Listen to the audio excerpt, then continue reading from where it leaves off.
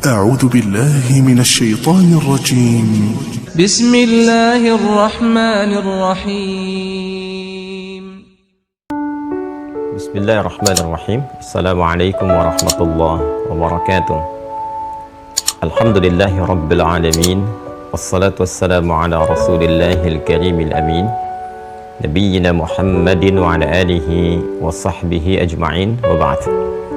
فيا أحباب الله وأحباب رسوله صلى الله عليه وسلم، أوصي نفسي وإياكم بتقوى الله فقد فاز المتقون، فلا تموتن إلا وأنتم مسلمون.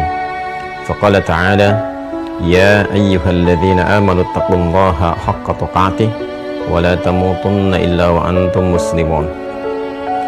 Alhamdulillah, bersyukur pada Allah Subhanahu wa Ta'ala, kita kembali diberikan kesempatan untuk menjalani aktivitas kehidupan, membawa risalah mulia sebagai khalifah Allah di muka bumi, yang saling menggantikan, saling membawa misi untuk memakmurkan, membangun harmoni, menghadirkan manfaat, dan menyukseskan puncak ibadah kita kepada Allah Subhanahu wa Ta'ala. Semoga sampai dengan detik ini seluruh ibadah kita diterima oleh Allah Subhanahu wa Ta'ala dan menjadi bekal terbaik untuk kembali kepadanya. Kita juga senantiasa bermohon kepada Allah, semoga saudara-saudari kita yang berkehidupan sampai detik ini namun belum beriman kepada Allah, diberikan kekuatan dalam jiwa mereka, kemantapan dalam lisan mereka untuk bersyahadat sebelum wafat kembali kepada Allah Subhanahu wa Ta'ala. Pun demikian, kita juga bermohon semoga para pelaku maksiat, dan mungkin saja kita termasuk di antaranya, diberikan kelembutan hati, kekuatan jiwa untuk mau bertobat dan menata hidup lebih baik, hayatan thayyibah, dan semoga kita semua diwafatkan dalam keadaan husnul khatimah. Alhamdulillah, di pertemuan kali ini seperti kami sampaikan di pertemuan yang lalu, kita akan mencoba berdialog, menghadirkan pemantapan dan pengayaan-pengayaan dari beragam materi yang telah kita bahas. Dan Alhamdulillah, di saat ini sudah masuk di tanggal kedua ya, pada penanggalan Masehi di bulan Januari 2022 Masehi. Tim akan melakukan rekap dari database yang sudah masuk, sehingga nanti dalam sepekan ke depan di zonasi untuk pembelajaran insya Allah sudah mulai berlaku. Pun demikian yang terhubung dalam YouTube, Anda tentunya juga masih tetap akan bisa terhubung lewat siaran-siaran di Mira jika sekedar juga ingin mendapatkan istifadah, mengambil manfaat dari apa yang kiranya bisa menghadirkan manfaat-manfaat dari kurikulum pembelajaran yang ditampilkan. Di kesempatan kali ini, seperti disampaikan di pertemuan yang lalu, kita akan menghadirkan pengayaan-pengayaan. Karena itu, saya akan coba berinteraksi dengan teman-teman yang telah mengaktifkan akun ya, dan masuk ke Zoom. Dan kalau sudah masuk, teman-teman sekalian bisa langsung terhubung. Dan seperti saya sampaikan, kita betul-betul ingin belajar dengan baik, maksimal, mencoba untuk ikhlas. Karena itu pun dari proses pembelajaran dari awal sampai sekarang kita sudah kurang lebih 50 sesi ya, mungkin ada 50 video. Saya tidak pernah minta apapun pada teman-teman semua kecuali untuk fokus saja dan ikhlas dalam belajar. Kita tidak ada iuran-iuran, bahkan Zoom dan sebagainya pun kami tanggung, dimaksimalkan supaya kita bisa konsisten dan fokus hanya untuk belajar saja. Jadi maksud yang ingin saya sampaikan adalah aktifkan ya, jangan khawatir nanti kalau sudah aktif, supaya kita juga bisa maksimal mendoakan, mengamati, dan seterusnya, sehingga apa yang terjadi di antara interaksi pembelajaran bisa maksimal dengan yang lainnya. Dan pastikan bila sudah masuk ke akun dan sudah mendaftar di Mira, Anda akan masuk ke Uwah Corner yang mendapatkan ada beberapa buku ya dari paket pembelajaran. Itu mohon betul-betul dipegang dengan baik, karena di waktu-waktu tertentu itu akan dibutuhkan. Ya, kurang lebih nanti sekitar 3 bulan ke depan kita memasuki Ramadan. Anda sudah ada buku kan yang tentang Ramadan itu nanti akan dikaji sebelum masuk waktunya. Jadi kurikulum pembelajaran kita setelah selesai nanti Kitabul Iman masuk ke fikih, tapi kalau kita menemukan momentum tertentu, itu yang akan kita kaji lebih dahulu. Masuk Idul Adha nanti ada bukunya. Masuk bab siam nanti ada bukunya, itu kan. Nah, kemudian Quran yang At-Taisir itu Itu teman-teman sekalian, insya Allah dengan izin Allah akan bermanfaat untuk menguatkan hafalan, ya, kemudian peta Al-Quran. Tolong dimaksimalkan. Jadi teknisnya bisa ke STWH, dan di kita juga nanti ada pemantapan untuk mengeceknya. Saya pun nanti akan melakukan kajian-kajian khusus dan rutin di STWH untuk mengoptimalkan pembelajaran Al-Quran. Baik, kita langsung saja di kesempatan subuh kali ini. Saya ingin mencoba terhubung dengan Zoom terlebih dahulu. Dan menyapa teman-teman semua tentunya. Saya lihat sudah ada juga yang terhubung di luar negeri. Beberapa kami pantau sudah mendaftar di sekitaran kita, tetangga kita. Semoga Allah merahmati kita semuanya. Ada dari Malaysia, Brunei Darussalam, agak menjauh, ini ada yang dari Jepang juga, ya. Kemudian dari Timur Tengah juga terhubung, Arab Saudi, Uni Emirat Arab. Ya, dan ada juga dari Eropa, dari Amerika kami perhatikan, dan Masya Allah, mudah-mudahan ini bernuansa global menyeluruh, ya. Kita terhubung dengan silaturahim, dan semoga dengan itu dipertemukan kembali di akhirat dalam keadaan yang lebih baik. Baik, sudah siap di admin? Bisa dibuka. Baik, bismillahirrahmanirrahim. Bagi yang khusus sudah terhubung di Zoom, dan dari yang YouTube juga bisa menghadirkan, ya, ketersambungan kita. Hanya saya tidak memegang perangkat, jadi tidak bisa langsung berinteraksi dengan Anda, tapi kita bisa saling menyimak satu dengan yang lainnya. Sekiranya nanti ada yang ingin didialogkan, kita nanti akan berikan ruang khususnya, ya. Boleh jadi kalau ada kesempatannya saat ini atau di sesi yang lainnya, insya Allah. Baik, sudah terhubung, ya, dengan Zoom. Baik, saya ingin menyapa Bapak Ibu sekalian. Bismillah, Assalamualaikum warahmatullahi wabarakatuh. Baik, ini yang di Mahasanti Mira, ya. Baik, hari ini, subuh ini kita akan menghadirkan pengayaan dari materi yang telah kita pelajari. Ada dua interaksi. Yang pertama, saya memberi kesempatan kepada Bapak Ibu sekalian di Mahasanti Mira untuk bisa mengonfirmasikan apa yang telah dipelajari, baik mungkin mengonfirmasi tentang materi dengan menanyakan, melengkapi.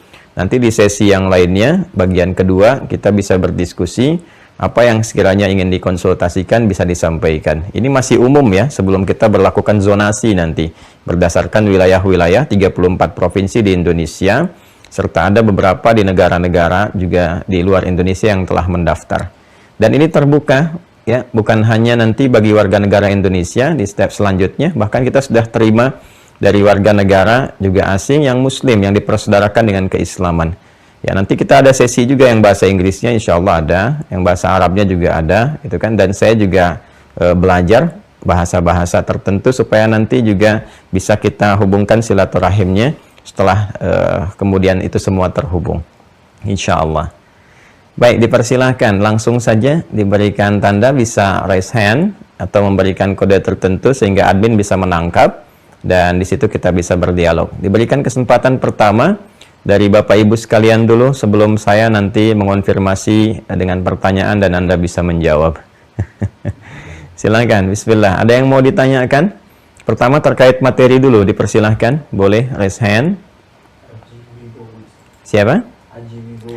Ya, Pak Aji atau Mas Aji Wibowo. Dari mana itu? Dari Tangerang. Dari Tangerang, dipersilahkan. Assalamualaikum warahmatullahi wabarakatuh. Waalaikumsalam warahmatullahi wabarakatuh. Ya. Maaf Ustadz, izin bertanya. Silakan Mas, mau berapa hari? Satu aja. Baik, satu. Dari kemarin itu kan kita juga sempat belajar mengenai surga, ya. Terus di ayat-ayat di dalam Al-Quran itu ada beberapa kali menyebutkan bahwa surga itu telah disiapkan dengan isinya adalah sungai-sungai yang mengalir di dalamnya. Baik. Yang ingin saya tanyakan adalah makna dari sungai-sungai yang ada di surga itu. Ya. Itu aja, satu dulu. Baik. Terima kasih Ustaz. Baik, Allah yubarik fikum. Pertama, semoga Allah merahmati dan meridhai Anda dan keluarga, dan tentunya kita semua, baik yang terhubung saat ini ataupun juga yang dekat jauh dengan kita semua. Dan semoga dengan rahmat Allah dan ridhonya itu kita diberi kesempatan untuk mendapatkan puncak tertinggi dari rahmat dan ridho itu, menikmati surga yang dijanjikan. dan kita bisa menyaksikan hakul yakin. Jadi sekarang kan ilmu yakin disampaikan oleh Al-Quran dan hadis-hadis Nabi Muhammad SAW. Nanti saat kita mulai akan menghadapi sakaratul maut, kemudian masuk ke alam kubur, ditampakkan juga. Bahkan di sakaratul maut nanti, hasil amalan kita, dari kita beribadah. Jadi kita itu beribadah, ya, kita disebut dengan abdun. Jamaknya disebut dengan ibad namanya, ya. Kemudian pekerjaan kitanya disebut dengan ibadah, sifat keadaannya dari abada ya'budu. Prosesnya disebut dengan na'budu. Karena itu dalam sholat kita mengikrarkan iyyaka na'budu. Hanya kepada Engkau lah ya Allah kami beribadah, ya kan? Jadi kita mencoba untuk menghadirkan suasana keberjamaahan, ya, suasana kebersamaan, ajak keluarga, kemudian juga bersama-sama bersinergi. Karena itu di situ menggunakan dhamirnya nahnu, iyyaka na'budu, kata gantinya kepada kami, gitu kan? Kami seakan-akan memberikan kesan bahwa kalau ibadah itu yang optimal itu bisa berjamaah, jangan sendirian solehnya, surga bersama-sama. Karena itu ketika nanti mendapatkan bagian dari surganya, ada bagian keluarga yang seringkali konsisten untuk ibadah itu disatukan kembali. Itu di Quran surah ke-52 At-Tur ayat 21. Walladzina amanu wattaba'athum dzurriyyatuhum biimanin alhaqna bihim dzurriyyatahum. Dan keluarga besar yang beriman itu, ayah ibunya beriman, ya, beribadah, diikuti oleh anak cucunya, keluarganya, maka dengan iman dan ibadah mereka itu akan dikumpulkan kembali di surga bersama-sama. Ya, karena itu kita menggunakan dhamir nahnu di situ, diberikan petunjuk oleh Allah untuk beribadah, supaya ayo ajak keluarga, jamaah juga di masjid, nanti ahli iman akan kumpul kembali. Ya, yang pertama saya ingin highlight dulu bahwa pertama kita punya kewajiban untuk ibadah. Kemudian kita ikrarkan iyyaka na'budu. Nanti dalil kewajibannya ada di Quran surah ke-51 ayat 56. Wa ma khalaqtul jinna wal insa illa liya'budun. Tidaklah aku ciptakan jin dan manusia kecuali untuk menjadikan seluruh aktivitasnya sebagai ibadah kepada Allah Subhanahu wa taala. Nah, kita yang mengoptimalkan ibadah itu namanya disebut dengan abdun namanya. Jelas ya? Abdun. Jamaknya disebut dengan ibad. Jelas ya? Abdun bentuk tunggalnya. Semua yang beraktivitas di bumi punya kewajiban untuk ibadah. Bahkan mencakup Nabi dan Rasul pun. Karena itu Nabi pun sholat. Jangan salah, Nabi sholat, Rasul sholat. Rasulullah SAW bahkan puncaknya menunaikan dengan sangat paripurna. Bagaimana ibadahnya, sholatnya kepada Allah dan seterusnya. Karena itu saat Nabi ingin menerima perintah sholat pun, itu kalimatnya menggunakan kata abdun. Karena itu puncak penghambaan kepada Allah. Quran surah ke-17 ayat pertama dalam peristiwa Isra Mi'raj itu. Subhanalladzi asra bi'abdihi. Ya, lailam minal masjidil haram ilal masjidil aqsa alladzi barakna haulahu linuriyahu min ayatina innahu huwas sami'ul basir. Nah, jamak dari kata abdun itu ibad. Saya ulang ya. Jamak dari kata abdun itu apa? Ibad. Nah, kita ini saat akan meninggal dunia dalam sakaratul maut, kalau kita rajin ibadahnya, optimal ibadahnya, bagus ibadahnya, itu panggilan Allah itu memanggil kita dengan puncak tertinggi dari nama panggilan itu. Itu seorang hamba yang mengakumulasikan ibadah kita. Jadi Anda nggak akan dipanggil ya Aji misalnya kan, atau ya Adi, ya Fulan, ya Fulanah, tidak. Ya, tapi yang akan dipanggil oleh Allah itu jiwanya saat dicabut, itu sifat hambanya disebutkan. Ya, karena hamba Allah itu banyak, bukan satu orang, dua orang saja, maka dijamakkan dari abdun jadi ibad. Ya kan? Nah, nanti setelah disebutkan ibad itu, hasil dari ibadahnya, ditampakkanlah dari hasil ibadah itu, nanti apresiasi dalam bentuk rahmat Allahnya berupa surganya. Akan ditampakkan kepada kita. Ini hasil ibadah kamu, ini amal soleh kamu, seperti yang dijanjikan. Kan Allah banyak menampilkan di Al-Quran itu, kalau Anda nanti rajin tahajud, kan? Nanti muaranya seperti di akhiratnya nih. Akhirnya akan begini. Ya, misalnya nanti ada yang tinggal di taman surga. Itu yang amalannya rajin tahajud, rajin istighfar, menjelang fajar. Seperti di Quran surah 51 ayat 15 tuh ya, sampai dengan 23 itu. Itu nanti para penghuni taman surga. Jadi di surganya tuh dekat tamannya. Tuh golongan orang takwa yang punya sifat ihsan, yang rajin tahajud, rajin istighfar, rajin berbagi. Innal muttaqina fi jannati wa 'uyun akhidhina ma atahum rabbuhum innahum kanu qabla dhalika muhsinin kanu qalila minal laili ma yahja'un. Ini tahajudnya. Wa bil ashari hum yastaghfirun. Ini istighfarnya. Wa fi amwalihim haqqul lis-sa'ili wal mahrum. Ini berbaginya. Ya. Nah, ini nanti ditampakkan ada yang rajin berbagi bersamaan dengan sifat kemuliaan sosialnya tinggi. Jadi saling memaafkan, suka memaafkan, nahan amarah, gitu kan? Suka memberi. Itu nanti ditampakkan juga gambaran surganya seluas langit dan bumi. Itu ada di Quran surah ketiga, ya, Ali Imran ayat 133 sampai 134. Wasari'u ila maghfiratin min rabbikum wa jannatin arduha as-samawati wal ardu u'iddat lil muttaqin. Siapa mereka? Alladzina yunfiquna fis sarra'i wad dharra'i wal kadhimina al ghaidha wal 'afina 'anil nas. Sampai Allahu yuhibbul muhsinin. Jadi ditampakkan tuh. Karena itu ketika nanti jiwanya dicabut, karena ditampakkan itu hasil dari usaha dia menunaikan misi di muka bumi, ya, dengan ibadah maksimal, itu gembira, senang. Ya, senang. Saking tenangnya nggak merasakan apapun. Kan Anda kalau membaca sejarah kisah Sayyidah Asiyah itu, ya, yang istrinya Fir'aun, laknatullah alaihi, gitu kan.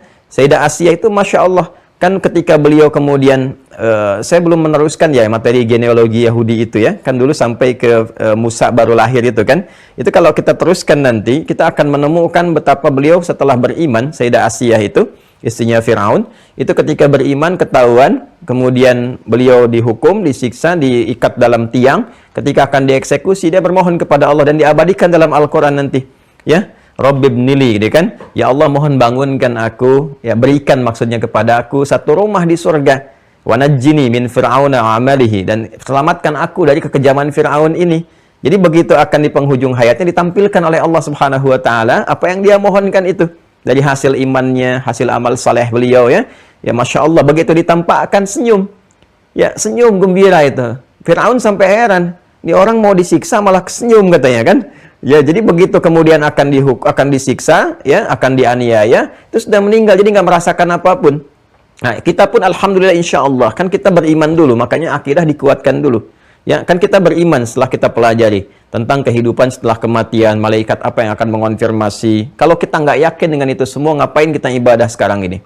Nah, nanti semua hasil kerja keras kita ini, setelah kita di ujung-ujung kehidupan, ajalnya akan tiba, mengalami sakaratul maut, orang-orang yang betul-betul imannya, amal solehnya bagus, ditampakkan itu dengan panggilan hasil ibadahnya, plus nanti surganya. Itu ada di Quran surah ke-89, Al-Fajr, ayat 27 sampai dengan ayat 30. Allah berfirman, ya ayyatuhan nafsul mutmainnah. Ini menunjukkan ketenangan jiwanya. Hei jiwa-jiwa yang tenang, yang nyaman. Bukankah kemarin kita bahas dalam ibadah kan tumakninah, ya kan? Ya, tumakninah itu kan dari itma'anna yatma'innu itmi'nanan, sifatnya tumakninah, ya kan? Kemudian sifatnya mengiringi jiwa itu karena sering tumakninah, maka menjadi identitas. Kalau sudah identitas pakai mim, dilekatkan kepada jiwa, nafas. Ya ayyatuhan nafsul mutmainnah. Hei jiwanya yang sering tumakninah, yang sering ibadah, gitu kan? Dalam keadaan sakarat nggak meracau kemana-mana, tenang aja, Masya Allah. Asyhadu an la ilaha illallah, asyhadu anna Muhammadar Rasulullah. Terus dia gembira, senang, gitu kan? Ya ayyatuhan nafsul mutmainnah. Perhatikan kalimatnya. Irji'i ila rabbiki radiyatan maradiyah. Sekarang kamu pulang kepada Rabbmu yang telah merawat engkau, memberikan perhatian, memenuhi kebutuhan, ya kan? Radiyatan maradiyah, dengan penuh ridha dan diridhai. Engkau akan senang, gitu kan? Dan kau diridhai oleh Allah Subhanahu wa taala. Teruskan ayatnya. Fadkhuli fi ibadi. Ya kan? Disebutkan nama yang melekat pada konsepsi ibadahnya kan? Ibad kan? Nah, setelah itu apa? Wadkhuli jannati kan? Ah, jadi kenapa dia merasakan bahagia, tenang, gembira? Kan tadi tampakkan itu surganya. Allah sudah sampaikan, wadkhuli jannati, ditampakkan langsung nih hasil pekerjaan kamu nih. Ya, Masya Allah, kamu akan ditampakkan begini, kenyamanan-kenyamanan. Makanya dia tenang hasil ibadahnya. Nah, untuk mendapatkan motivasi itu, ya kan? Seorang kan kalau ingin mendapatkan itu semua supaya semangat lagi, harus meningkat kan? Informasinya ditambah kan? Ya, Anda kalau sekarang saya tambahkan kepada Anda, misalnya disampaikan, nih Anda kalau nanti menghafal Quran, dapat ketenangan, kemuliaan, kenyamanan, rezeki bertambah, ya, bahkan nanti akan dapat begini, ya. Itu kalau Allah yang sampaikan masih dalam kategori ikhlas. Karena ikhlas itu artinya apa? Ikhlas itu mengerjakan sesuatu karena Allah. Ya, sekarang Allah perintahkan, kamu lakukan ini atas perintahku. Kamu dapatkan itu nanti kalau kamu selesai, berhasil, aku berikan ini apresiasinya. Begini. Terus kita kerjakan karena Allah. Ya, terserah Allah mau berikan apa kepada kita, yang penting Allah berikan sesuai dengan perintahnya kepada kita. Ya, tapi janjinya kan harus terbukti. Ya kan? Maka Allah gambarkan kemudian kepada kita gambaran-gambaran kenikmatan. Ya Allah, di surga itu ada apa sih gitu kan? Kan wadkhuli jannati, silakan masuk ke surgaku. Seperti apa gambarannya gitu kan? Kalau Anda diberikan satu ilustrasi gambaran-gambaran walaupun nggak seperti kita gambarkan. Jadi nggak bisa dengan imajinasi kita. Ya, firman Allah hak ketika menyampaikan, nih surga ada begini, begini, begini. Tapi nggak sama dengan yang kita lamunkan. Ya, itu gambaran-gambaran yang disampaikan lewat ayat-ayat dan sebagainya, itu nggak sama dengan yang kita lamunkan. Berbeda jauh. Ya, cuma menghadirkan satu citra kepada kita betapa nikmatnya di surga. Itu konsepsi pertamanya. Ya, jadi jangan ditampilkan bahwa itu akan sama dengan imajinasi sehingga menjadi fiksi dan sebagainya. Tidak, berbeda. Makanya Nabi langsung mencegah dari awal. Mala ainun ra'at wala udhunun sami'at wala khatara ala qalbi bashar. Kata Nabi, suasana surga itu nggak seperti yang kita pernah lihat keindahan di bumi ini ataupun kita keluar angkasa, ya, ataupun wala udhunun sami'at, nggak seperti halnya yang kita lamunkan, kita dengar begini itu kita lamunkan. Wala khatara ala qalbi bashar, kita imajinasikan, tidak. Tapi digambarkan nanti, diberikan ilustrasi oleh Allah Subhanahu wa Ta'ala tentang keindahan yang sangat luar biasa, sampai kita berupaya mengimajinasikan, tapi nggak bisa seperti itu. Lebih daripada itu, saking nikmatnya. Nah, apa gambarannya? Nah, gambaran pertama adalah Allah Subhanahu wa Ta'ala berikan citra kepada masyarakat-masyarakat di Arab pada saat itu. Ya, ketika Nabi sallallahu alaihi wasallam mulai bertugas, berdakwah dan sebagainya, kan udah ada di situ strata sosial tertentu kan di masyarakat. Ya, gambaran kenikmatan bagi masyarakat-masyarakat Arab pada masa itu dan juga kini dalam suasana mereka secara geografisnya dan sebagainya, itu ketika mereka mendapatkan satu kebun-kebun, ya, kemudian ada sungai-sungainya, rindang pohon-pohonnya, buah-buahnya enak semua, gitu kan? Ada kurmanya tumbuh dengan banyak, kemudian anggurnya, ada delimanya, ada pisangnya, macam-macam dan sebagainya. Itu gambaran paling nikmat yang ada pada masyarakat pada saat itu. Kenapa? Karena mereka tinggalnya kan di padang pasir, Anda bayangkan. Ya kan? Sampai dengan sekarang, ya kan? Suasananya ya jangan dilihat sekarang lah yang banyak gedung-gedung dan sebagainya. Kita flashback kembali ke masa-masa lalu, lihat ya bagaimana kondisi yang sekarang disebut Arab Saudi pada umumnya, atau Hijaz pada umumnya. Padang pasir, gersang, gitu kan? Status sosial itu pada masa itu yang dihormati, ya kalau golongan hartawan tuh yang punya unta, ada unta merah, unta hitam, macam-macam, yang emas-emas, tapi itu biasa, standar. Ya, yang paling luar biasa itu ketika punya apa? Ketika punya kebun-kebun. Kebun-kebunnya kemudian dihiasi dengan penuh keindahan, banyak macam-macam. Terus kalau ada sungainya, Anda dapat sungai, mohon maaf ya, di padang pasir bagaimana? Yang ada kan oase, sungainya nggak ngalir gitu kan. Jadi mereka dapat oase aja udah merasakan kenikmatan luar biasa, apalagi sungai yang ngalir. Karena itu kalau orang-orang Arab dari daerah pedesaan-pedesaan Arab Badawi, itu kalau ke Indonesia, ke Taman Safari, ada hujan apa, oh mereka senang, malah keluar mereka. Masya Allah, jannah, jannah, jannah katanya kan. Ini surganya, surganya. Tapi karena mereka nggak pernah lihat. Nggak pernah dapat gitu suasana itu. Kan? Makanya yang mereka harapkan tuh ada kenikmatan indah seperti yang mereka dapati, dan kisahnya kan viral, yang bahkan kalau kita mau tarik jauh, Anda kalau ngaji Al-Kahf, baca surat Al-Kahf itu, kan kisah viral keduanya kisah tentang pemilik kebun, berdialog dengan sahabatnya itu. Kan ada 4 kisah kan? Kisah pertama tentang kisah anak-anak muda, ya, kalau sekarang anak-anak generasi milenial yang mempertahankan iman. Kemudian yang kedua kisah tentang 2 orang sahabat yang berdialog, salah satunya orang paling kaya kan, yang punya banyak harta, banyak dan disebutkan pemilik kebun, punya 2 kebun. Jadi kebun itu jannah bahasa Arabnya, ya kan? Sesuatu yang bagi mereka itu wah, luar biasa, mewah dan seterusnya, ya kan? Kemudian mereka coba desain ada aliran airnya, bagi kita mungkin biasa. Maka itulah kemudian Allah mencitrakan di surga nanti lebih daripada apa yang kamu dapatkan ini. Ya, sungainya bukan sungai biasa, nanti ada sungai yang susu, kan? Yang dari ini, dari madu, dari macam-macam, yang manis, yang segala rupa, yang rasa-rasanya macam-macam, dan ditampilkan buah-buahannya begitu rindang. Kadang-kadang kelihatan warnanya sama semua, tapi rasanya bisa beda-beda, ya. Maka diturunkan nanti ada ayat yang menyampaikan tentang bagaimana ada pisang di situ, ada delima di situ, rumman, kan? Kemudian ada apa lagi? Ya, ada anggur-anggur, ada macam-macam segala hal disebutkan keindahannya itu. Itu citra yang ditampilkan untuk memberikan kesan bahwa, hey, ini kamu di dunia masih biasa, surga itu lebih indah lagi nanti. Ya, yang seperti kamu gambarkan sekarang. Maka turunlah misalnya ayat pertama tentang surga di Al-Quran, surah kedua Al-Baqarah, ayat 25. Coba Anda lihat di situ. Quran surah kedua, ayat 25. Al-Baqarah ayat 25. Nah, wa basyiril ladzina amanu wa amilus shalihat, dan berikan kabar gembira. Ini Masya Allah, ini ayat sangat mahal sekali. Ini rahasia terpenting ya, yang jadi pembicaraan kita di subuh ini. Di antara yang terpenting nih. Jadi Allah tuh ngasih kepada kita info di awal. Ngasih kabar gembira dengan kepada kita semua yang kitanya belum wafat. Jadi ayat ini diturunkan oleh Allah kepada Rasulullah untuk disampaikan kepada sahabat-sahabatnya, diteruskan kepada generasi umatnya. Kan ketika disampaikan belum meninggal. Ya kan? Maksudnya apa? Maksudnya kita masih punya kesempatan mewujudkan itu. Setelah wafat cuma penyesalan. Kenapa dulu nggak maksimal? Kenapa dulu nggak kita bisa mendapatkan surga tingkat yang lebih tinggi lagi? Ya kan? Mumpung masih hidup sekarang, kita maksimalkan. Kata Allah, Muhammad SAW berikan kabar gembira. Untuk siapa? Alladzina amanu, semua orang. Jadi semua kita ini punya peluang, punya hak untuk mendapatkan kabar gembira yang diberikan oleh Allah. Itu hak kita. Tinggal kewajiban kita adalah memenuhinya untuk mendapatkan hak itu. Karena hak bersanding dengan kewajiban. Wa basyiril ladzina amanu, berikan kabar gembira. Yang pertama, kepada orang siapa? Orang-orang beriman. Ya, saya sudah jelaskan tentang iman ini. Sudah komplit 50 video gitu kan. Kenapa harus ada iman? Kenapa disebut iman? Turunannya apa? Singkatnya, iman kan generator kebaikan. Yang mewujudkan dan membimbing perbuatan jadi soleh gitu kan. Karena itu setelah iman, amal soleh kan. Perhatikan. Wa basyiril ladzina amanu wa amilus shalihat. Gitu kan? Nah, karena itu kita mesti memanfaatkan waktu. Materi baru kemarin saya bahas itu di surat Al-Asr. Manfaatkan waktu sebaik-baiknya, tenun dengan baik, siapkan sehingga semua perbuatan itu bisa jadi amal soleh. Lewat apa? Iman. Kalau enggak, rugi kita. Ya kan? Itu yang saling kita wasiatkan, kita bersabar menjalaninya. Wal 'asr innal insana lafi khusr illa alladzina amanu wa amilus shalihat. Nah, karena itu ketika banyak ibadah, jadi abdun, jamaknya ibad, disiapkan surga kan?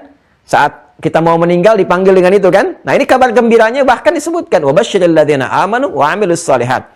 Berikan kabar gembira pada orang-orang yang telah beriman dan imannya mensupport dia mengumpulkan amal saleh. Apa yang didapatkan? Annalahum jannatin tajri min tahtihal anhar. Itu kalimat yang Anda tanyakan ada di situ. Itu langsung dijawab oleh Allah tuh. Ya, bagi mereka disiapkan beragam surga. Bentuknya jamak di situ. Jadi ada jannah, ada jannat. Nah, ini coba sedikit saya detilkan ya. Saya coba tuliskan sedikit saja. Jadi begini. Ada jannah seperti ini, bentuk tunggal. Nah. Ada yang jamak seperti ini, jannat. Ya. Jelas ya? Jannah bentuk tunggal begini, ada yang jannat. Kalau ini bentuknya tunggal, mufrad, singular. Nah. Kalau yang ini bentuknya jamak, plural. Kalau tunggal berarti satu kan? Ya kan? Kalau jamak berarti banyak, plural. Berarti beragam. Makanya tadi saya terjemahkan dengan beragam surga. Nah, kenapa bentuknya jamak di sini? Bentuk pemberiannya, surganya bersifat jamak keterangannya. Ya. Ini ingin memberikan kesan kepada ragam amal soleh ini yang dikerjakan sebagai bekal untuk mendapatkan ini. Karena itu di situ bentuk amal solehnya kan banyak, jamak. Wabasyiril ladzina amanu wa amilus shalihat. Tuh, amalnya jamak, amal solehnya beragam. Amal soleh. Bentuknya jamak juga. Oh, hati-hati, ini mahal sekali ini informasi tentang ini. Ya, perhatikan baik-baik. Kita telah mengetahui bahwa untuk mendapatkan rahmat Allah berupa surga di akhirat nanti itu bergantung kepada amal ini. Nah, sedangkan indahnya Allah dan adilnya membalas, mengapresiasi setiap amal ini, setiap ragam dan jenisnya dengan aneka surga yang beragam sesuai dengan amalnya. Ya. Karena itu Masya Allah disiapkan pintu-pintunya bahkan sesuai dengan nama amalnya, pintu-pintu amalnya. Ya, misal nanti ya ada orang sholat standar biasa, masuknya surga biasa, puasa biasa. Tapi ketika meningkat Anda, misalnya rajin nih puasa, rajin sholatnya, ningkat. Yang pertama yang pokok, ya rajin tahajudnya, itu nanti disiapkan lagi khusus. Ya, bahkan dengan pintunya, babut tahajud. Ya. Satu surga spesial khusus untuk orang-orang yang rajin tahajud. Anda rajin puasa, tingkatkan lagi. Ramadan, senang, tingkatkan. Senin, Kamis, Ayyamul Bid, dan sebagainya. Disiapkan lagi yang indah. Babur Rayyan, pintunya. Ya, Ar-Rayyan, pintunya Babur Rayyan. Yang rajin sedekah, rajin memberi, rajin infak, nanti ada pintunya Babus Sedekah. Ya. Dari pintu-pintu ini, ya, nanti yang rajin baca Quran, rajin menghafal Quran, jadi ahli Quran, lewat nanti Aden. Ya, Masya Allah. Dan ini nanti macam-macam. Ada dihiasi dulu, diberikan dulu mahkota macam-macam dan sebagainya. Ya. Dan yang mengakumulasi semua itu, rajin sholat, rajin zakat, kemudian meninggalkan yang tidak bermanfaat, dan seterusnya. Dia kumpulkan, Firdaus puncaknya. Ya. Masya Allah. Makanya ketika Allah menyampaikan tentang surga Firdaus itu, kan, dan bagi orang beriman yang sudah melekat identitas keimanannya, bukan dengan kata kerja lagi, tapi kata benda. Qad aflahal mu'minun, ya, akan bahagia, sukses orang-orang yang telah melekat keimanan dalam jiwanya. Kalau sudah melekat imannya, kuat iman, salatnya pun beda dengan orang biasa. Alladzina hum fi salatihim khashi'un. Bukan sekedar salat, tapi khusyuk dalam salat, menikmati salatnya. Walladzina hum 'anil lagwi mu'ridun. Kalau sudah khusyuk, sudah tanha 'anil fahsya'i wal munkar. Yang enggak penting udah enggak suka, ya. Dari yang enggak penting, 'anil lagwi, yang tidak ada manfaatnya, mu'ridun, mereka berpaling. Sudah identitas ini semua manfaat. Di matanya memandang yang manfaat, lisan bertutur yang manfaat. Ini enggak mudah berlatih itu. Makanya di pelajaran kita kan kemarin kita latihan dari ujung kepala sampai ujung kaki. Walladzina hum lizzakati fa'ilun. Nanti dia berusaha untuk zakat. Ya, zakat itu kan harus ada harta. Jadi orang ini unik nih, dia berkehidupan di bumi itu mencari harta pun untuk mewujudkan amal solehnya sebagai bekal pulang. Jadi dia kerja itu bukan untuk kaya, kaya itu cuma susulan aja, bonus aja, berkah aja, kan? Tujuan dia utamanya untuk apa? Untuk bisa zakat, bisa infak, mencukupkan kehidupan keluarga, menjaga kehormatan diri, kan? Kemudian menunaikan, menjaga waktu sholat dan sebagainya, sampai Allah kemudian sampaikan ulaika humul warithun alladzina yarithunal firdausa hum fiha khalidun. Ya. Nah, ini gambarannya tuh. Karena itu di sini kenapa disebutkan bentuknya jamak di ayat pertama yang menyampaikan tentang surga, Quran surah kedua ayat 25, ingin memberi kesan kepada kita, ayo kumpulkan amal soleh ini. Ya, nanti setiap apa yang kemudian kita konsistensikan saat di bumi, kita kerjakan sebagai misi ibadah, nah itulah yang akan jadi muara kehidupan kita di akhir. Bila benar iman dan amal soleh kita.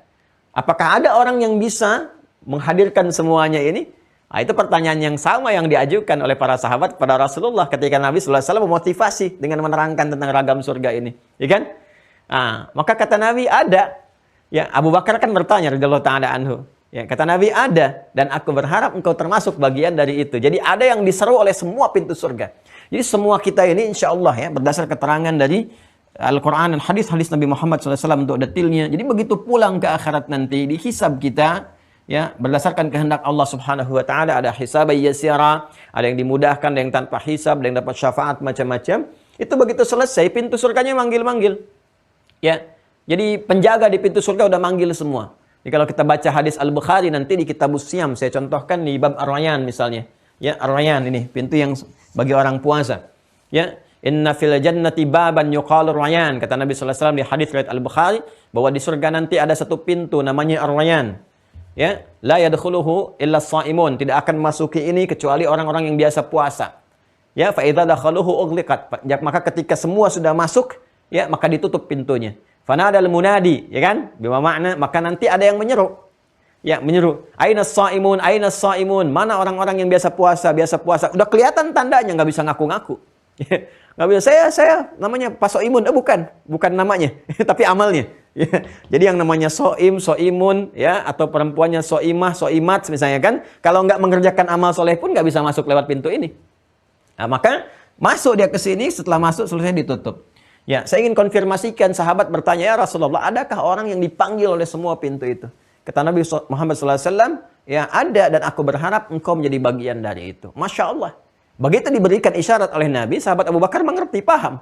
Maksudnya apa? Ya, ini bukan sekedar harapan, doa yang disampaikan oleh Rasulullah SAW, tapi harus diwujudkan berupa ikhtiar. Akhirnya sejak saat itu, beliau membuat kurikulum hidup. Nah, ini yang ingin kita tiru. Apa kurikulum hidupnya? Beliau keluarkan beragam jenis surga. Dalam keterangan Al-Quran, hadis-hadis Nabi Muhammad SAW, amalnya apa aja. Ya. Kalau kita kan sekarang baru sanggup satu keluarkan kurikulum surga Firdaus, keluarkan kurikulum surga Aden dan seterusnya. Ini Abu Bakar As-Siddiq radhiyallahu taala anhu, sahabat mulia, paling dekat dengan Nabi, sehidup sewafat ya, hidupnya dengan Nabi membersamai Rasulullah, wafatnya dikubur di samping Rasulullah. Mertua Nabi juga, mulia menemani Nabi saat hijrah, Masya Allah. Ya, apa yang terjadi? Masih berusaha memaksimalkan ya, dirinya dan waktu yang Allah berikan kepadanya maksimalkan ini. Maka setiap hari beliau keluarkan ini kurikulum untuk dimaksimalkan. Jadi apa saja misalnya yang sholat ini sudah standar, maksimalin. Kemudian sedekah, ya kan? Apalagi misalnya terus ke bawah. Sampai satu kali Nabi ingin mengonfirmasi para sahabat. Bagaimana mereka berlomba untuk mendapatkan ini. Ini yang cerminan dari ayat ke-148 surah Al-Baqarah itu. Ya, walikulli wijhatun huwa muwalliha fastabiqul khairat. Setiap orang punya orientasi sendiri dalam beramal untuk mendapatkan rahmat Allah berupa surga itu. Ya, tapi silahkan di situ berlomba untuk mendapatkan kebaikan. Mungkin di antara kita ada yang lewat Al-Quran, pengen lewat tahajud, pengen lewat misalnya saya bisanya untuk harta nih, untuk tahajud rasanya agak masih berat. Maka silahkan berlomba lewat amalan harta dan seterusnya. Ya kan? Nah, ini fastabiqul khairat. Satu kali Nabi mengonfirmasi kepada para sahabat. Gimana nih sampai dengan hari ini? Ya kan? Semangat-semangat para sahabat. Itu selalu seperti itu. Maka ditanya oleh Rasulullah, siapa yang berjamaah hari ini? Semua angkat tangan. Semua angkat tangan. Ini viral kisah ini. Ya kan? Ya, siapa yang mulai sudah berbagi hari ini? Sebagian mulai turun. Karena nggak semua orang punya untuk dibagi. Ya, tapi juga boleh jadi ada yang bisa berbagi tapi belum bisa menunaikan. Maka sebagian mulai turun, sebagian angkat tangan. Ya kan? Siapa yang sudah menengok orang sakit? Tengok orang sakit. Sebagian turun lagi, satu masih angkat tangan. Abu Bakar masih angkat tangan, sebagian masih angkat tangan. Tuh, 1, 2, 3 beliau masih angkat tangan. Ya, siapa yang sudah menyolatkan jenazah? Yang lain turun tuh. Yang sakit masih bisa ditengok, jenazah kan belum tentu. Abu Bakar masih angkat tangan. Siapa yang sudah mengantarkan jenazah? Masya Allah, yang lain turun, Abu Bakar masih angkat tangan. Jadi semua apa yang disebutkan Nabi, ternyata beliau angkat tangan semua. Jadi setiap hari itu orientasi kehidupannya jelas. Ya, bagaimana caranya mewujudkan ini semua? Jadi beliau keluarkan jadi kurikulum. Apakah mengurangi kegiatan dunianya? Tidak. Silahkan cek. Beliau masih berniaga juga, termasuk kaya juga. Jangan salah loh, itu kan pedagang yang sangat ulung beliau itu. Pebisnis yang ulung. Ya, hartanya juga Masya Allah. Ya, hartanya cukup. Kemudian jadi khalifah setelah Nabi SAW meninggal dunia. Ya, Nabi wafat. Beliau diangkat kemudian jadi khalifah. Berdasarkan kesepakatan dari para sahabat. Ya kan? Nah, naik. Jadi, pejabat tertinggi di dunia juga. Hartanya cukup juga. Tapi masih sempat ini semua dikerjakan. Artinya, berislam itu tidak akan menghilangkan status kemuliaan dunia yang dijabat atau diamanai oleh seseorang. Jadi, berislam tidak akan mengurangi jabatan. Ya kan? Atau bahkan mengurangi harta benda. Ya, justru memberikan keberkahan dan manfaat di dalamnya. Justru menambah lagi kemuliaannya. Memberikan penambahan kualitas. Jadi jangan jadi alasan karena saya misalnya pejabat, saya nggak bisa tahajud. Tidak. Banyak orang punya jabatan dulu dan lebih tinggi dibandingkan Anda. Setelah 15 abad masih dikenang. Anda besok lusa turun belum tentu dikenang gitu kan. Ya, itu mereka masih sempat kok tahajud. Ya, masih sempat untuk bisa menghafal Quran. Menghatamkan Quran, membaca Quran, dan sebagainya. Terus. Jadi ini kita bisa maksimalkan. Nah, ketika ini kemudian digambarkan, diberikan, ya, satu keterangan-keterangan yang jelas, yang nyata sifatnya, hak sifatnya, maka Allah memberikan gambaran apa yang kamu raih di dunia ini. Jauh, nggak ada bandingannya. Dengan apa yang kamu akan dapatkan di akhirat. Ya, makanya ketika orang-orang Arab pada saat itu melukiskan keindahan-keindahan itu, mereka itu merasakan, pokoknya kalau indah, itu ya ada sungai-sungainya. Maka Allah gambarkan, annalahum jannatin tajri min tahtihal anhar. Ya, Masya Allah. Itu kalau kalian punya sungainya cuman begini, ini kebunnya. Ini di bawah kebunnya ada sungainya langsung. Nabi gambarkan kalau kalian cuma lihat-lihat air oase atau kalian punya sungai, melihatnya sungai mengalir cuman di samping, ya, ada nggak yang kebunnya itu langsung di bawahnya langsung air tuh. Ya kan, tapi kebun. Ya. Ini kan biasanya kebun di samping sungainya, gitu kan? Dan seterusnya, pinggir-pinggir dan sebagainya. Ini Masya Allah gitu. Jannatin tajri min tahtihal anhar.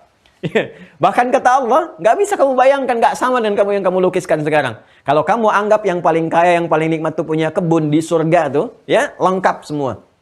Kebun-kebun yang kamu gambarkan, ya, itu jauh ukurannya, jauh gambarannya. Laisa kamitsli syai'. Nggak ada yang sama. Apapun itu dengan yang Allah tetapkan. Ya, nanti saat kembali ke akhirat lebih tinggi daripada itu, sungai-sungainya mengalir langsung di bawahnya. Diberikan kata Nabi gambaran, ada yang sungai yang ada dari susu, ada yang dari madu, dari macam-macam, ya.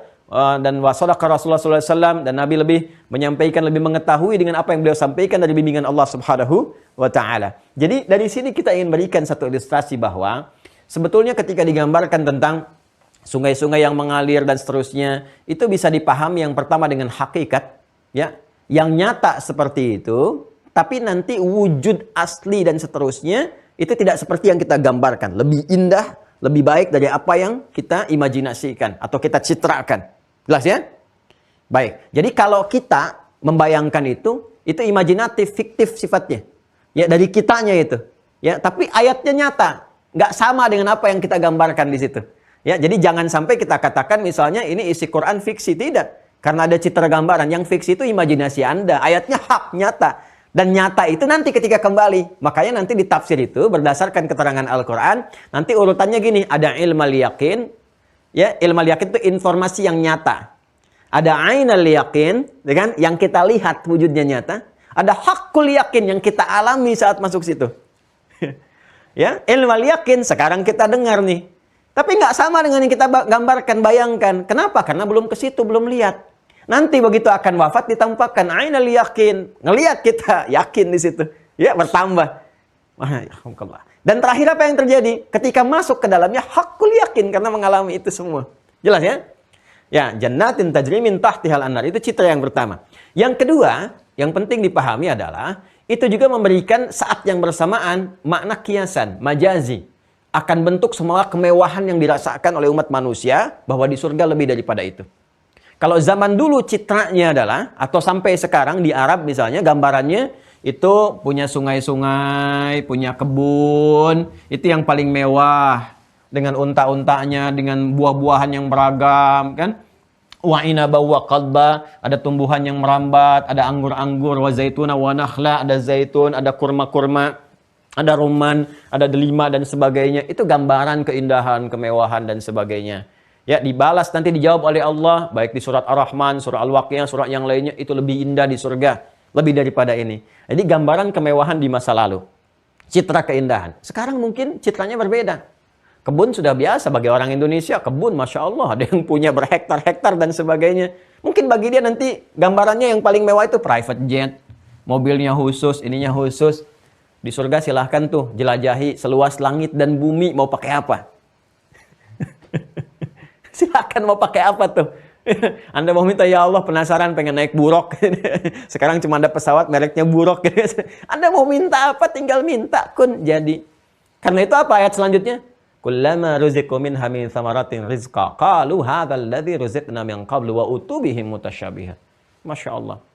Kalau Anda punya kebun, biasanya kan kalau apel ya tumbuh apel kan? Ya kan? Ya, dari mulai misalnya yang hijau sampai yang merah dan sebagainya, warnanya kan satu tuh. Ya kan? Setiap warna menunjukkan rasa kan? Nanti di surga saking indahnya, ada yang warnanya mirip semua, hijau-hijau semua. Ya, hijau royo-royo gitu, hijau-hijau semua. Tapi tahukah Anda, itu rasanya beda-beda. Masya Allah. Satu warna, rasa beda semua. Itu baru buah-buahan. Belum yang lain-lainnya.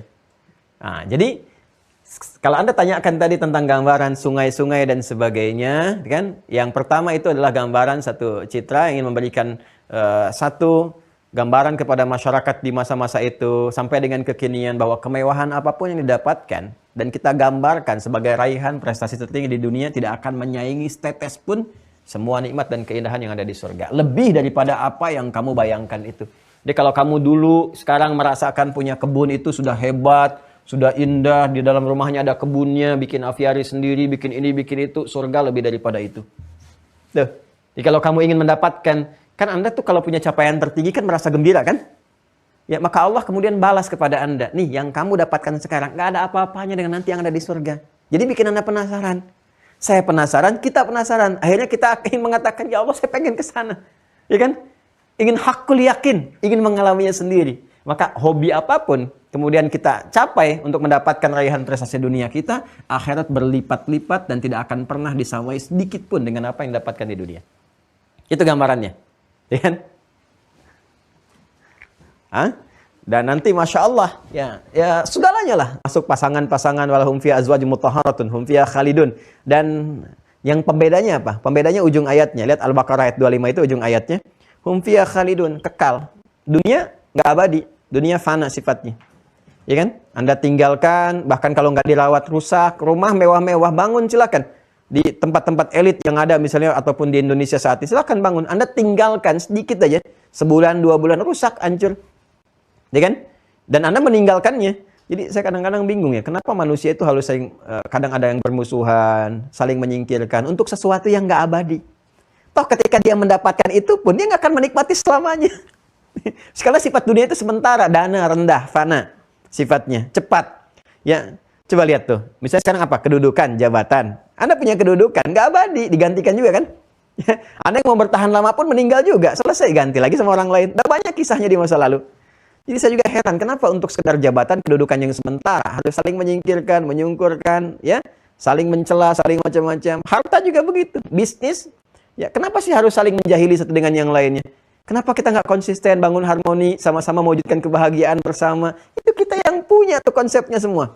Bimbingannya langsung dari Allah. Sehingga berkah. Makanya ketika diterapkan di era Nabi itu, Yathrib kalau kita belajar, nanti masuk ke bab tarikh, kita akan belajar. Bagaimana kacaunya pada saat itu sampai Nabi mengatakan pasar yang paling buruk itu ya di Yathrib itu. Ya, kecurangan, timbangan, macam-macam dan sebagainya. Makanya turun-turun ayat tuh ya untuk meluruskan mereka. Ketika datang Islam diluruskan. Berkah semua jadi Madinah. Resesi keluar dari situ, semuanya mewah, berperadaban dan sebagainya. Jadi itulah keindahan yang hakiki dan puncaknya itu baru percikan. Puncaknya di akhirat dan abadi. Nggak ada meninggal lagi, nggak ada lelah lagi, dan sebagainya. Jadi itu yang dimaksudkan. Saya harus uraikan dari awal detil untuk memberikan satu pemahaman kepada kita, dan ada nuansa rasa yang menghadirkan motivasi untuk mewujudkan itu.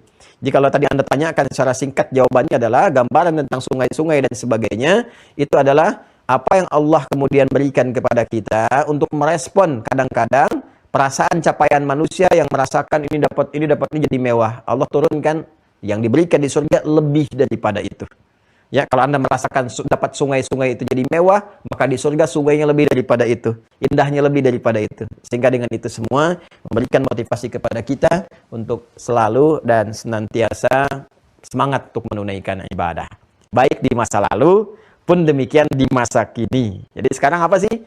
Target yang mau dicapai di perusahaan, dapat ini, dapat itu, meninggal, selesai. Di surga, hum fiha khalidun. Tilka ummatun qad khalat laha ma kasabat wa lakum ma kasabtum wa la tus'aluna amma kanu ya'malun. Demikian Allah sampaikan di Quran surah kedua Al-Baqarah ayat 134 dan 141. Dulu umat dulu telah selesai dan telah tiada, telah meninggal. Tilka ummatun qad khalat. Itulah umat yang telah lalu. Laha ma kasabat, mereka mendapatkan balasan kebaikan dari apa yang telah mereka kerjakan. Ya? Walakum ma kasabtum, dan kita pun akan menerima apa yang sekarang kita kerjakan. Jadi jangan sampai kita banyak nostalgia ya dengan kemuliaan orang di masa lalu. Yang kita harus jadikan adalah bagaimana itu memberikan inspirasi kepada kita untuk meniti amalan terbaik di masa kini. Karena itu bentuk lalu past tense dalam bahasa Arab dikenal dengan madhi, harakatnya fathah. Ya, fataha, alima, fathah itu membuka sesuatu. Jadi masa lalu itu ya bukan untuk dinostalgiakan, bukan untuk disesali kalau jelek, tapi harus jadi inspirasi yang membuka. Nah, ini fathah, membuka kesan-kesan positif di masa kini untuk merencanakan segala kebaikan. Demikian bahwa semoga Allah merahmati kita semua dan memberikan dorongan kebaikan untuk kita beramal. Wallahu taala alam bissawab. Silakan admin dikembalikan kepada teman-teman keluarga Mira secara umum. Jazakumullah khair. Silakan. Mas Raja Reza. Bismillah, fadal. Ada? Silakan, Adwin. Ditampilkan umum saja seperti ini, nggak apa-apa. Silakan. Assalamualaikum. Waalaikumsalam warahmatullahi wabarakatuh, Ustaz. Masya Allah, ahlan wa sahlan. Silakan. Alhamdulillah. Izinkan pertama saya mendoakan Allah Ghafurur Rahim memberikan ampunan kepada Ustadz dan keluarga, dan Allah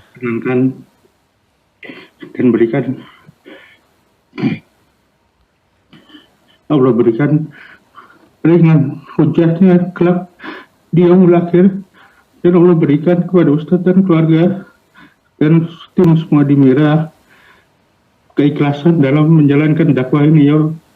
Jazakumullah khair. Semoga Allah memberikan lebih baik dari apa yang Anda doakan kepada kami. Allah muliakan Anda dan keluarga dan memberikan kemuliaan-kemuliaan terbaik dari apa yang pernah kita bayangkan. Jazakumullah khair. Antum dari mana? Dari Jogja Ustaz. Masya Allah. Jogjanya di mana? Di Sleman Ustaz. Alhamdulillah, Alhamdulillah. Saya pernah ke Sleman. Mudah-mudahan satu saat bisa ke Jogja kembali. Insya Allah Ustaz. Fadal, silahkan. Apa yang ingin disampaikan? Pertama Ustaz, izinkan saya mengkonfirmasi dua doa yang pernah saya dengar dari Ustadz, yaitu Allahumma faqqihna fiddin wa alimna takwil, dan Allahumma ikfina bi'ahlika an haramik wa bifadlika amman siwak. Yang kedua Ustaz, berkaitan dengan rukun iman yang ketiga, simpul iman yang ketiga, yaitu tentang kitabullah. Ya, sampai kepada saya sebagai fakir ilmu bahwasanya turun pertama ayat yang kepada Nabi Muhammad SAW adalah surat Al-Alaq, surat ke-96 ayat pertama, dan seiring berjalannya berangsur-angsur turunnya wahyu, kalaupun ini salah saya mohon dikoreksi Ustaz, Al-Maidah ayat ketiga adalah ayat yang wahyunya yang diturunkan sebagai pengkonfirmasi bahwa lakum dina, jadi sudah genap bahwa agama ini untuk Nabi Muhammad, dan seraya beberapa sahabat tergetar hatinya bahwa ini adalah feeling bahwa berakhirnya wahyu, dan itu mengkonfirmasi bahwa usia baginda Rasulullah SAW ya.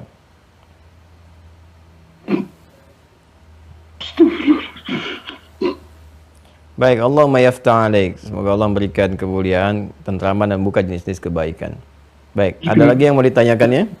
Satu yang saya tanyakan Ustaz berkaitan dengan urutan penempatan Al-Quran.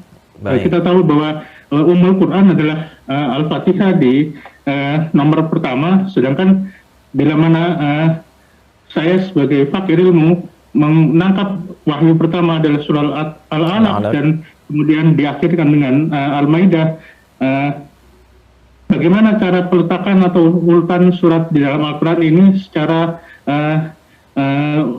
sejarahnya, atau bagaimana sekarang kita ketahui bahwa ada di 114 adalah surat An-Nas, surat pertamanya adalah Al-Fatihah. Itu Ustaz yang ingin saya sampaikan. Jazakallah khair.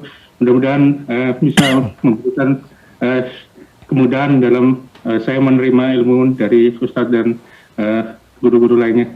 Jazakumullah khair. Jazakumullah khair.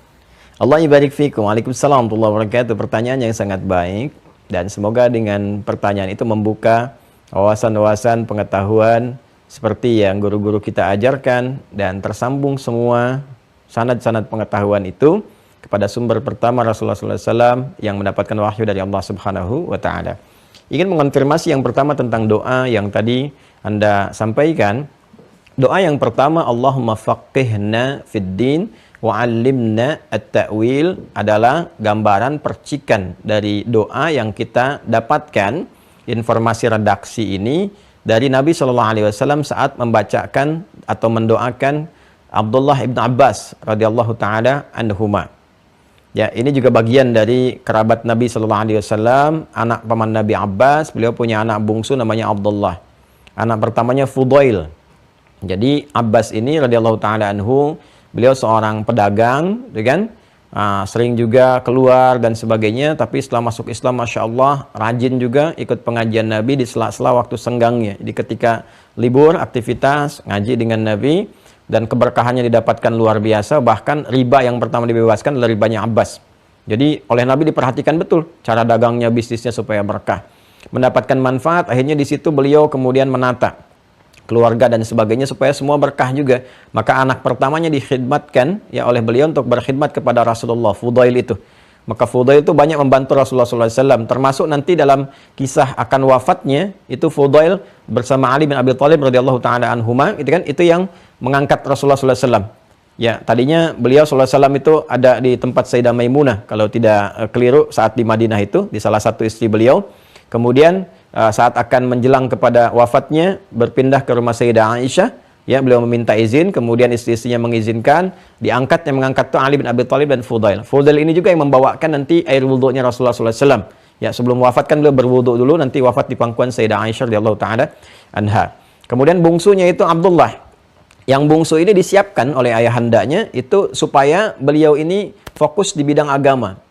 Masya Allah, di ilmu nih. Jadi kita bisa begitu tuh. Ayahnya boleh pedagang, diplomat, birokrat, atau ibunya demikian. Harus ada salah satu anaknya yang istimewa di bidang agama. Itu kebanggaan kita di akhirat. Jadi ini satu ahli Quran, ahli hadis. Ya siapa pemimpin keluarga di rumah nanti? Ya, kan? Saat kembali kepada Allah, mesti ada yang kita siapkan. Maka beliau menyiapkan Abdullah, anak kecilnya. Nah, maka Abdullah ini dari kecil didekatkan kepada Rasulullah, dibawa ke majlis dia. Sehingga ada rasa kecintaan kepada Nabi SAW. Ya, sampai-sampai beliau pengen nginap di rumah bibinya Sayyidah Maimunah untuk melihat kebiasaan Rasulullah SAW dan seterusnya, dari mulai merangkak-rangkak jalan itu kan dan seterusnya, sampai Nabi kemudian melihat itu ya didoakan Rasulullah itu ya menyenangi, Rasulullah SAW menyenangi, bahkan mengizinkan Abdullah kecil ini tidur ya di mana, di tempat bibinya Sayyidah Maimunah dan mengamati bagaimana Nabi tidur. Itu anak kecil sampai meriwayatkan hadis nanti cara bangun tidurnya Nabi. Ya, apa yang Nabi katakan, apa yang Nabi mohonkan, bagaimana Nabi ke toiletnya, ya, berangkatnya bagaimana, sampai kemudian sholatnya, sampai ngintil-ngintil Nabi di belakang ikut sholat malam. Ya, itu yang di Abu Daud nomor hadis 1367 itu. Itu hadisnya Ibnu Abbas. Ya, sampai ketika di belakang Nabi khawatir ditarik sampai sejajar dengan Rasulullah. Nah, ini diantara dalil kebolehan kemudian kita menunaikan sholat. Ya, satu imam jelas satu, kemudian makmum satu sejajar, itu dalil itu yang disampaikan dari Ibnu Abbas. Dan ini juga yang memprakarsai kepada kita informasi tentang bagaimana sholat malam dengan formulasi 2-2-1 itu. Ya, yang 11 rakaat dengan 13, yang 2-nya itu khafifatin yang ringan. Itu formulasinya dari siapa? Ibnu Abbas radhiyallahu taala anhuma. Yang disampaikan anak kecil itu. Nah, jadi Nabi ketika menyenangi itu mendoakan. Ya, seperti Nabi senang pada para penuntut ilmu yang lain. Abu Hurairah didoakan, yang lain didoakan. Ini didoakan khusus. Apa doa Nabi? Allahumma faqihhu fid din. Ya Allah, mohon berikan pemahaman, pahamkan ia, hu-nya ke Ibnu Abbas radhiyallahu taala anhuma. Berikan pemahaman kepada ia, ya kan? Fiddin, tentang segala pengetahuan yang terkait dengan ad-din, al-Islam, ya kan? Ilmu-ilmu yang terkait dengan keislaman. Wa 'allimhu at-ta'wil. Dan mohon ajarkan kepadanya at-ta'wil. Ya, memahami inti sesuatu, intinya. Di kadang orang mengetahui sesuatu kan ada yang luarnya. Persis saya gambarkan seperti kelapa itu. Ada yang baru tahu dari kulit luar, ada yang baru tahu dari batoknya, ada yang tahu ini kemana arahnya. Kan? Jadi ada orang baca situasi itu ngerti, oh ini maksudnya ke sini nih. Oh ini bercanda aja nih. Dalam setiap hal kehidupan tuh. Ya, jadi ada yang baru nampak sedikit sudah paham isinya, itu takwil namanya. Mengetahui sesuatu sampai dengan ke intinya. Ya, karena itulah nanti setelah dewasa, beliau dikenal dengan turjumanil Quran, pakar Al-Quran yang paling utama. Nanti punya murid diantaranya Imam Mujahid. Ya, makanya nanti sahabat tuh kalau sudah mau nanya urusan-urusan agama dan sebagainya terkait dengan Quran tuh Ibnu Abbas fatwanya dengar. Makanya Ibnu Abbas walaupun masih kecil nanti sepeninggal Rasulullah kan jadi remaja tuh. Itu kalaupun ada di halaqah senior sahabat tuh sangat dihormati. Bahkan nanti di masa Umar bin Khattab radhiyallahu taala anhu, ketika banyak sahabat mengonfirmasi pertanyaan, itu Umar nunjuknya Ibnu Abbas dulu tuh, tanya anak itu. Dia akan masih muda, tanya itu. Ya, itu yang sudah didoakan Nabi itu, turjumanul Quran. Nah, kita ingin mengambil keberkahan dari doa itu. Maka kita memohon. Ya, kalau untuk pribadi, tinggal kita ganti domirnya. Kalau tadi Allahumma faqihhu, hu itu ke dia. Kalau ke kita pribadi sendiri, faqihni. Ya, Allahumma faqihni. Ya, tinggal tambahkan nun wiqayah dengan ya. Ya mutakallim ke situ, ke i ke kita. Allahumma faqihni fid din wa 'allimni at-ta'wil. Ya, kalau kita ingin doakan anak kita, lihat laki-laki atau perempuan. Kalau satu laki-laki faqihhu, kata gantinya. Kalau perempuan faqihha fiddin wa 'allimha at-ta'wil. Kalau banyak faqihhum. Ya, saya kemarin menghadirkan dhamir kata gantinya dengan na supaya kita dapat semua. Ya, baik kami, Anda semuanya, pemirsa kita semua, anak-anak kita, kerabat kita semua supaya paham agama. Jangan sampai kita nggak ngerti agama, sholat nggak paham, zakat nggak paham, gitu kan? Nggak paham tentang akhlak. Kita pengen semua paham. Jadi kita ingin semua jadi baik. Maka kita katakan, Allahumma faqihna fid din wa 'allimna at-ta'wil. Sehingga dengan memahami esensi sesuatu, kita bisa reduksi, minimalisir. Ya, misalnya apa? Perpecahan-perpecahan, perbedaan ini itu. Kita bisa kalau semua nanti kita memahami, oh ini pakai kunut begini dalilnya, ini yang nggak pakai begini. Jadi kita saling memahami. Ya, karena itu kita bisa berjalan bersamaan dengan harmoni. Ya, kita mengerti ini yang nggak boleh. Oh, yang nggak boleh ini. Kita sepakat semua. Nanti Allah berikan kelapangan dalam hati untuk menerima. Itu di antara doanya. Dan tentang Jumat, nih riwayat-riwayat yang sampai, Allahumma kfina bihalalika an haramik, wa aghnina bi ta'atika an maksiyatik. Ya wa bifadlika amman siwak. Allahumma kfina, ya Allah mohon cukupkan untuk kami bihalalika an haramik. Ya, semua yang halal darimu dan jauhkan dari yang haram. Kita minta tuh. Khususnya hari Jumat, saya mencoba membiasakan nih seperti riwayat-riwayat para ulama membiasakan di hari Jumat tuh, habis Jumatan minimal minta pakai doa ini. Allahumma kfina, ya Allah cukupkan, mohon cukupkan kepada kami bihalalika an haramik, dengan semua yang halal darimu, ya, dan jauhkan dari yang haram. Wa aghnina, dan mohon kayakan kami, jadikan kami kaya. Kaya apa? Bi ta'atika am ma'siyatik. Kaya untuk menaatimu, kaya amal. Kaya amal soleh.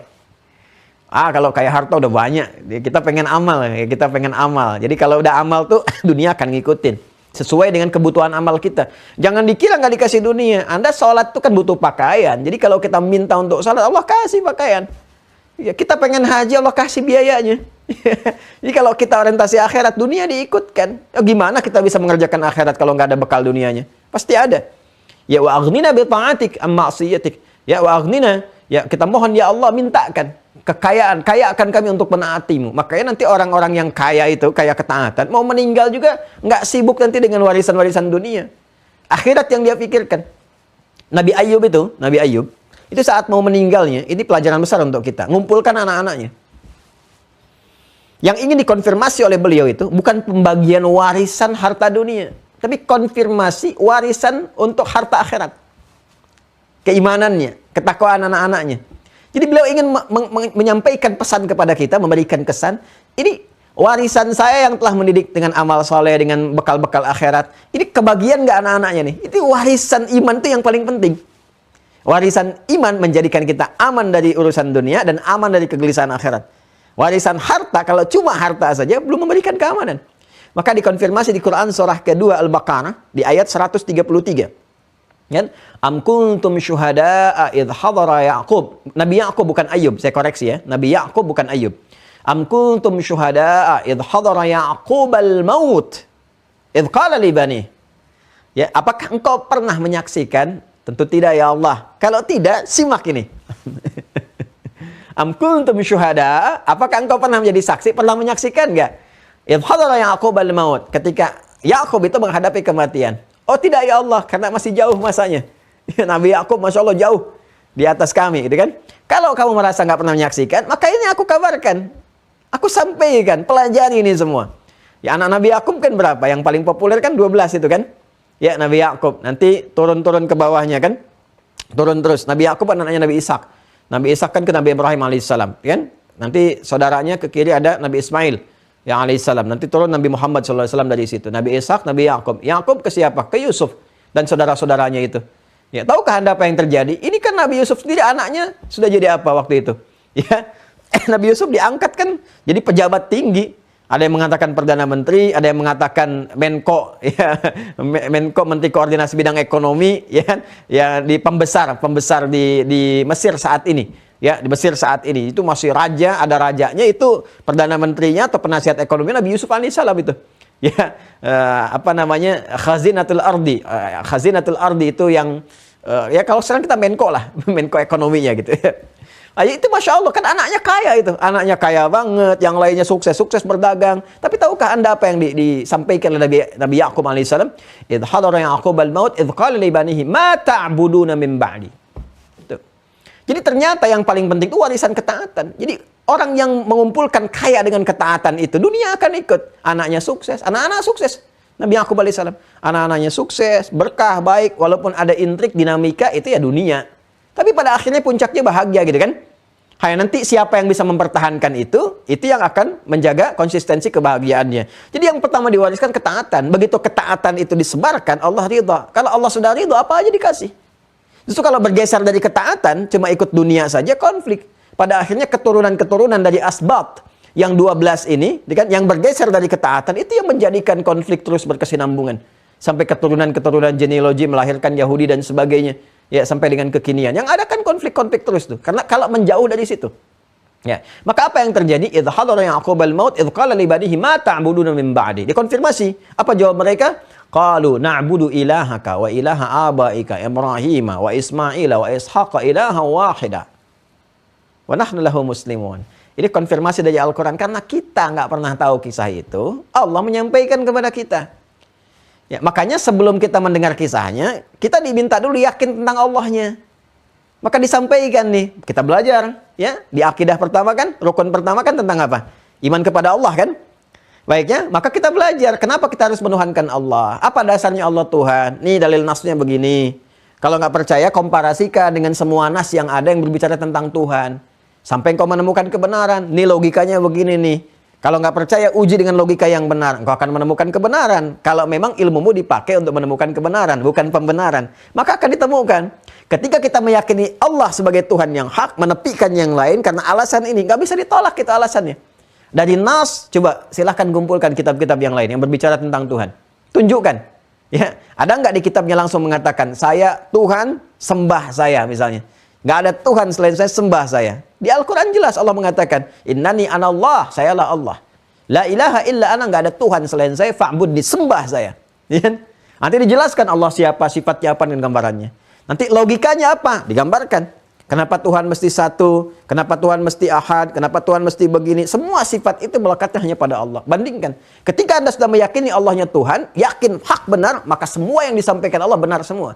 Nah, sekarang di antara yang difirmankan itu, kamu nggak pernah tahu tentang kisah Nabi Yakub, nggak pernah bisa menyaksikan, karena kamu nggak ada di situ. Nih, saya sampaikan kisahnya. Jadi setelah kita meyakini Allahnya, kita meyakini semua yang disampaikan oleh Allah. Maka apa yang paling bermanfaat? Wariskan ketaatan. Wariskan amal saleh. Maka semua akan ikut. Anak-anak semua sukses dan sebagainya. Dan ternyata generasi Nabi Yakub itu muslim semua. Wa nahnu lahu muslimun. Semua muslim. Tuh, semua muslim. Konfirmasi itu. Dan mereka menyembah Tuhan yang sama yang disembah oleh Ibrahim alaihissalam, disembah Ismail alaihissalam, Ishak alaihissalam. Ya, jadi sama. Dan semua yang disembah itu sama dengan Tuhannya siapa? Nabi Muhammad SAW dan Tuhannya kita semua. Tapi yang ingin saya sampaikan itu mengonfirmasi tentang memohon kekayaan dalam ketaatan. Kaya dengan ketaatan, maka akan mengikutkan dunia di dalamnya. Tapi kalau Anda ikut dunia, maka belum tentu ketaatan mengikutinya. Maka kita memohon kepada Allah, diantaranya apa? Aghnina bi ta'atika am ma'siyatik.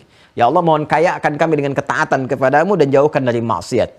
Wa bi fadlika amman siwak. Allahu Akbar, ini puncaknya. Dan semua keutamaan hanya darimu saja. Saya nggak pengen dari selainmu ya Allah.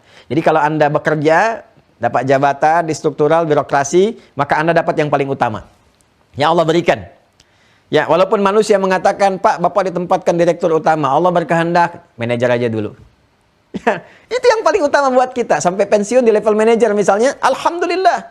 Karena boleh jadi ketika dapatkan direktur utama, ternyata tempat bergaulnya penuh dengan maksiat. Rapatnya di tempat yang ada maksiatnya. Kumpul-kumpulnya ada harta-harta yang kurang jelas. Ini yang aman buat kamu. Fadlun. Fadlun, dhalikal fadlu minallah. Wa kafa billahi syahida. Ya, itu doa yang biasakan diminta. Saya juga mencoba membiasakan dan alhamdulillah. Ya, Masya Allah. Pokoknya kalau riwayat bersanad itu, semua terbukti itu. Ya, nggak ada melesetnya sedikit pun. Semua terbukti. Kalau riwayat bersanad, semua terbukti. Sepanjang sahih sanadnya. Allahumma kfina bihalalika an haramik wa aghnina bi ta'atika an ma'siyatik wa bi fadlika amman siwak. Biasakan ya. Terutama hari Jumat minta tuh. Ya, bapak-bapak yang Jumatan, ikhwan, setelah selesai Jumatan jangan langsung pergi. Minimal baca dulu zikir, doa itu baca dulu. Allahumma kfina bihalalika an haramik wa aghnina bi ta'atika an ma'siyatik wa bi fadlika amman siwak. Ya, itu terijazahkan tuh dari doa-doa itu teriwayatkan. Ya, kemudian kitab simpul iman yang ketiga. Kita langsung ke Al-Quran. Al-Quranul Karim seperti pernah diuraikan secara detail ya dalam pembahasan simpel ketiga di keimanan adalah kitab yang paling mulia, terkomprehensif, menjadi mukjizat utama Nabi Muhammad SAW yang mengumpulkan dua aspek sekaligus. Manhaj dan mukjizat. Pedoman hidup dan mukjizat. Kalau kitab-kitab yang lalu diberikan kepada nabinya, itu cuma manhaj saja, pedoman hidup saja, hudan saja. Nggak ada unsur mukjizatnya.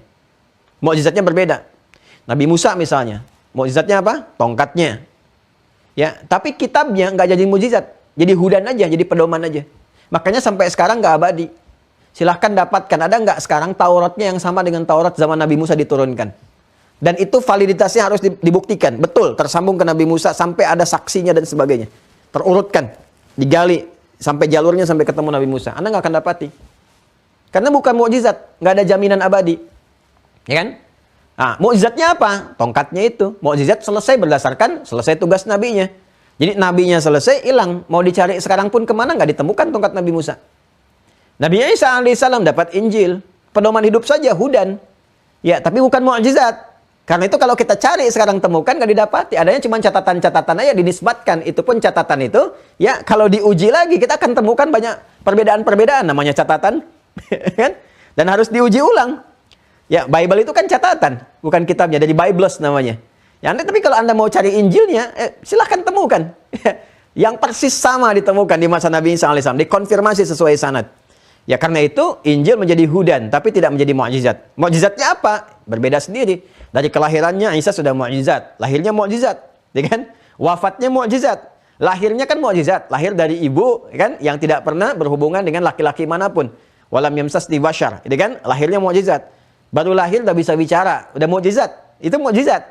Menghidupkan yang mati dengan izin Allah, mukjizat. Menyentuh penyakit hilang, mukjizat. Sama yang lain juga punya mukjizat. Ya, yang lain juga punya mukjizat. Bahkan ada yang serupa, disamakan karena berdasar karakter setiap masanya. Ya, kemudian apa lagi? Meninggalnya mukjizat. Ya, jadi biasa aja. Ya, itu mukjizatnya. Hudannya kitabnya cuman hudan aja. Al-Qur'an tidak. Melekat di dalamnya mukjizat dan hudan sekaligus. Karena itu sampai sekarang pun ya mukjizat sampai kepada kita nggak berkurang sedikit pun. Kalimat yang sama yang disampaikan Nabi sama persis sekarang. Dari A sampai Z-nya. Nggak ada yang berubah sedikit pun. Nah, ini sudah Allah kemudian tetapkan sebagai pedoman yang berlaku sampai akhir kehidupan. Penyempurna semua. Jadi dari mulai Nabi Adam alaihissalam terus sampai ke Nabi Isa, sampai ke zaman Nabi Muhammad seperti pernah saya sampaikan dulu. Itu semuanya disempurnakan, diakumulasikan, terkonfirmasi ada dalam Al-Quran di risalahnya Nabi Muhammad SAW. Dan dahsyatnya saling mengonfirmasi. Jadi Nabi Isa mengonfirmasi akan datang Nabi Muhammad. Di Nabi Muhammad disebutkan kisah Nabi Isa nanti. Demikian sampai ke Adam. Karena itu di Al-Quran disebutkan konfirmasi sampai ke atas. Di Quran ada kisah Nabi Isa? Ada. Yesus Mesias, Bunda Maryam. Ada. Bahkan ada suratnya, surat Maryam. Isa disebutkan 25 kali dalam Al-Quran. Ada kisah Nabi Musa? Ada, banyak. Ada kisah kemudian siapa lagi? Ya, Nabi Ayub ada. Yakub ada. Yusuf ada. Bahkan ada surat Yusuf. Ibrahim ada. Nabi Adam pun ada kisahnya mengonfirmasi. Dan mereka pun mengonfirmasi risalah Nabi Muhammad SAW di setiap masanya. Seperti pernah saya jelaskan dulu. Ya, untuk menghemat waktu silahkan cek materi itu yang saya sampaikan tentang simpul iman yang keempat. Ada di situ semua. Ya. Nah, karena Al-Quran ini mengandung mukjizat, manhaj, pedoman hidup secara istimewa, komprehensif, keseluruhan, maka cara turunnya pun beda. Ya, pertama kali diviralkan dulu oleh Allah di kalangan penduduk langit. Maka kata para ulama disampaikan di semua kitab-kitab ulumul Quran, di Al-Itqan, Al-Burhan, Manahilul Irfan, Mabahith fi Ulumil Quran, turunnya pertama lewat Baitul Izzah dulu, disampaikan semua untuk menggambarkan tentang kadar manusia dan pedomannya dari Quran. Makanya surah tentang itu disebut surah Al-Qadar, surah 97, Inna anzalnahu fi Lailatul Qadar. Lalu turun kemudian kepada Rasulullah detailnya secara bertahap. Nah, inilah di antara mukjizat Al-Quran, Masya Allah, Allahu Akbar, diturunkan oleh Allah Subhanahu wa Ta'ala secara bertahap. Kalau Tauratnya Musa alaihissalam, Injilnya Isa alaihissalam itu keseluruhan. Langsung. Ini 10 perintah. Gini, jangan zina, jangan mencuri, jangan begini, jangan musyrik kepada Allah. Selesai. Tapi Al-Quran diturunkan kepada Nabi Muhammad, Masya Allah, berdasarkan peristiwa yang dilalui. Dan lengkap semuanya, sesuai dengan kebutuhan. Ya, pertama jadi Nabi, turun. Al-Alaq, Quran surah 96, ayat 1-5. Iqra bismi rabbikal ladzi khalaq, dan seterusnya. Ya, kemudian ditugaskan Rasul untuk menyampaikan secara terbuka, kan 3 tahun tuh, ya, pembekalan itu. Begitu disampaikan secara terbuka, turun Al-Mudaththir. Ya ayyuhal mudaththir, qum fa'anzir, rabbaka fakabbir, dan seterusnya. Ya, terus kurang lebih sampai 22 tahun, 2 bulan, 22 hari. Kurang lebih 23 tahun berjalan itu semua. Ya, Masya Allah. Ya, sampai turunnya apa? Ya, ada yang mengatakan tadi Anda katakan Al-Maidah ayat 3. Ya, dengan tadi di dalam situasi Haji Wada, momentum Haji Wada turun. Ya, al-yawma akmaltu lakum dinakum wa atmamtu 'alaikum ni'mati wa raditu lakumul Islam madina. Ya, dari yang ayat awalnya hurimat 'alaikum dan seterusnya. Sampai nanti ditemukan kalimat di pertengahan al-yauma akmaltu lakum dinakum wa atmamtu 'alaikum ni'mati wa raditu lakumul Islam madina. Baik, ini turun saat peristiwa Haji Wada. Tapi antara Haji Wada sampai Nabi wafat kan masih ada jeda. Ya, masih ada turun nanti ayat wattaqu yawman turja'una fihi ila Allah, thumma tuwaffa kullu nafsin ma kasabat wa hum la yuzlamun. Ya kan? Itu nanti di penghujung surah Al-Baqarah, nanti Allah Subhanahu wa taala kemudian menurunkan ayat terakhir wattaqu yawman turja'una fihi ila Allah. Ya, setelah semua lengkap Allah sampaikan, takwalah kalian kepada Allah. Takut suatu saat kalian pulang kepada Allah. Kamu akan dihisab. Nggak akan dizalimi, kalau salah ya salah, kalau baik ya balik. Ya, maka ketika ayat itu sempurna turun, agama turun, ini tanda seperti tadi yang Anda sampaikan. Abu Bakar sudah menangkap. Oh, kalau agama sempurna, Rasulnya kan diutus untuk menyempurnakan agama. Kalau sudah selesai, ya sudah. Tugas Nabi selesai. Kalau tugas Nabi selesai, pasti selesai juga tugasnya. Kehidupan di dunia ini. Kan Nabi itu membawa risalah. Selesai risalahnya, selesai tugasnya. Meninggal Abu Bakar membaca itu. Cerdas Abu Bakar. Maka beliau menangis. Ya, menangis dan seterusnya. Ya, peristiwanya sudah viral, kita tahu semuanya. Sampai Nabi meninggal dunia. Tapi kan karena risalah penutup, abadi, mu'jizatnya abadi, sampai sekarang pun terus berlangsung. Karena itu, nabinya sebagai manusia punya fitrah kemanusiaan meninggal, tapi risalahnya abadi karena pelengkap semua risalah. Sampai kehidupan berakhir.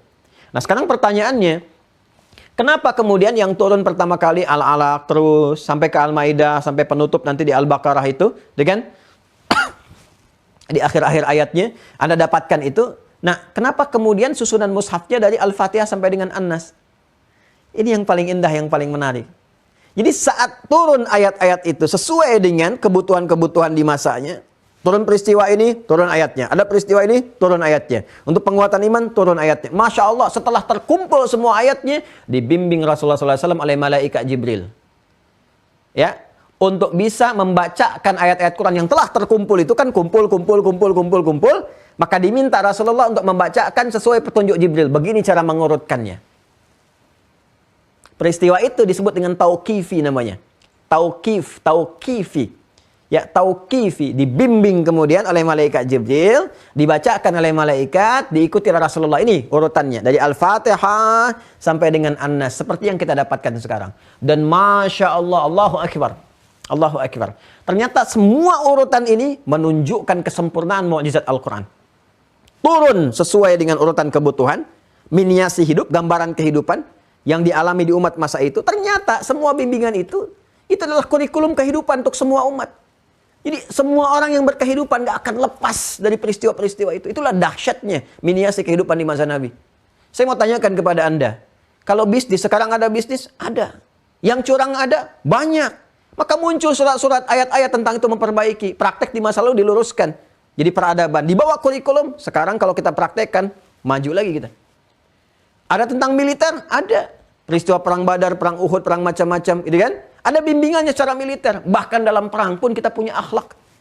Di mana kita dapatkan suasana perang yang berdesing segala rupa. Kita masih ada akhlaknya. Ini yang harus dilakukan, ini jangan dilakukan. Jangan sakiti ini, jangan sakiti itu. Konferensi Jenewa, macam-macam. Belakangan datang, Quran sudah lebih dulu. 14 abad yang lalu. Itu cuma membenarkan isi Al-Quran tuh, konferensi Jenewa itu. Jangan sakiti anak-anak, jangan lukai perempuan-perempuan, orang-orang yang sudah sepuh. Kita sudah lebih dulu ada itu. Bahkan berjuangnya pun untuk ibadah. Ya, nggak ada berjuang untuk dapat ketamakan dunia. Makanya ketika untuk ibadah, bersih semua. Cuman sering dipotong-potong hadisnya. Ya, umirtu an uqatilan nasa hatta yashhadu an la ilaha illallah. Jadi itu sering dipotong-potong oleh orientalis tuh. Disebarkan berita yang negatif. Orang Islam datang mendakwahkan dengan pedang. Bunuh-bunuh orang dan sebagainya. Enggak disampaikan secara komplit, nyata. Cuma dipotong-potong. Persis kelakuan ya para penganut paham liberal sekarang ini. Suka motong-motong ayat gitu. Motong-motong hadis dan sebagainya. Jadi kesannya tuh bawa pedang. Enggak pernah disampaikan utuhnya. Ya. Padahal ketika Islam datang, itu membawa kebaikan-kebaikan. Landscape saat itu, mereka banyak berperang, banyak ini. Datang Islam meluruskan, membenarkan. Anda masih ingat kisah viralnya Sayyidina Ali bin Abi Thalib radhiyallahu taala anhu karramallahu wajah.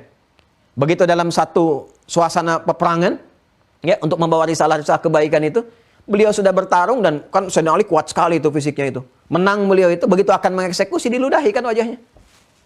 Apa yang dikatakan oleh beliau responnya? Nggak jadi.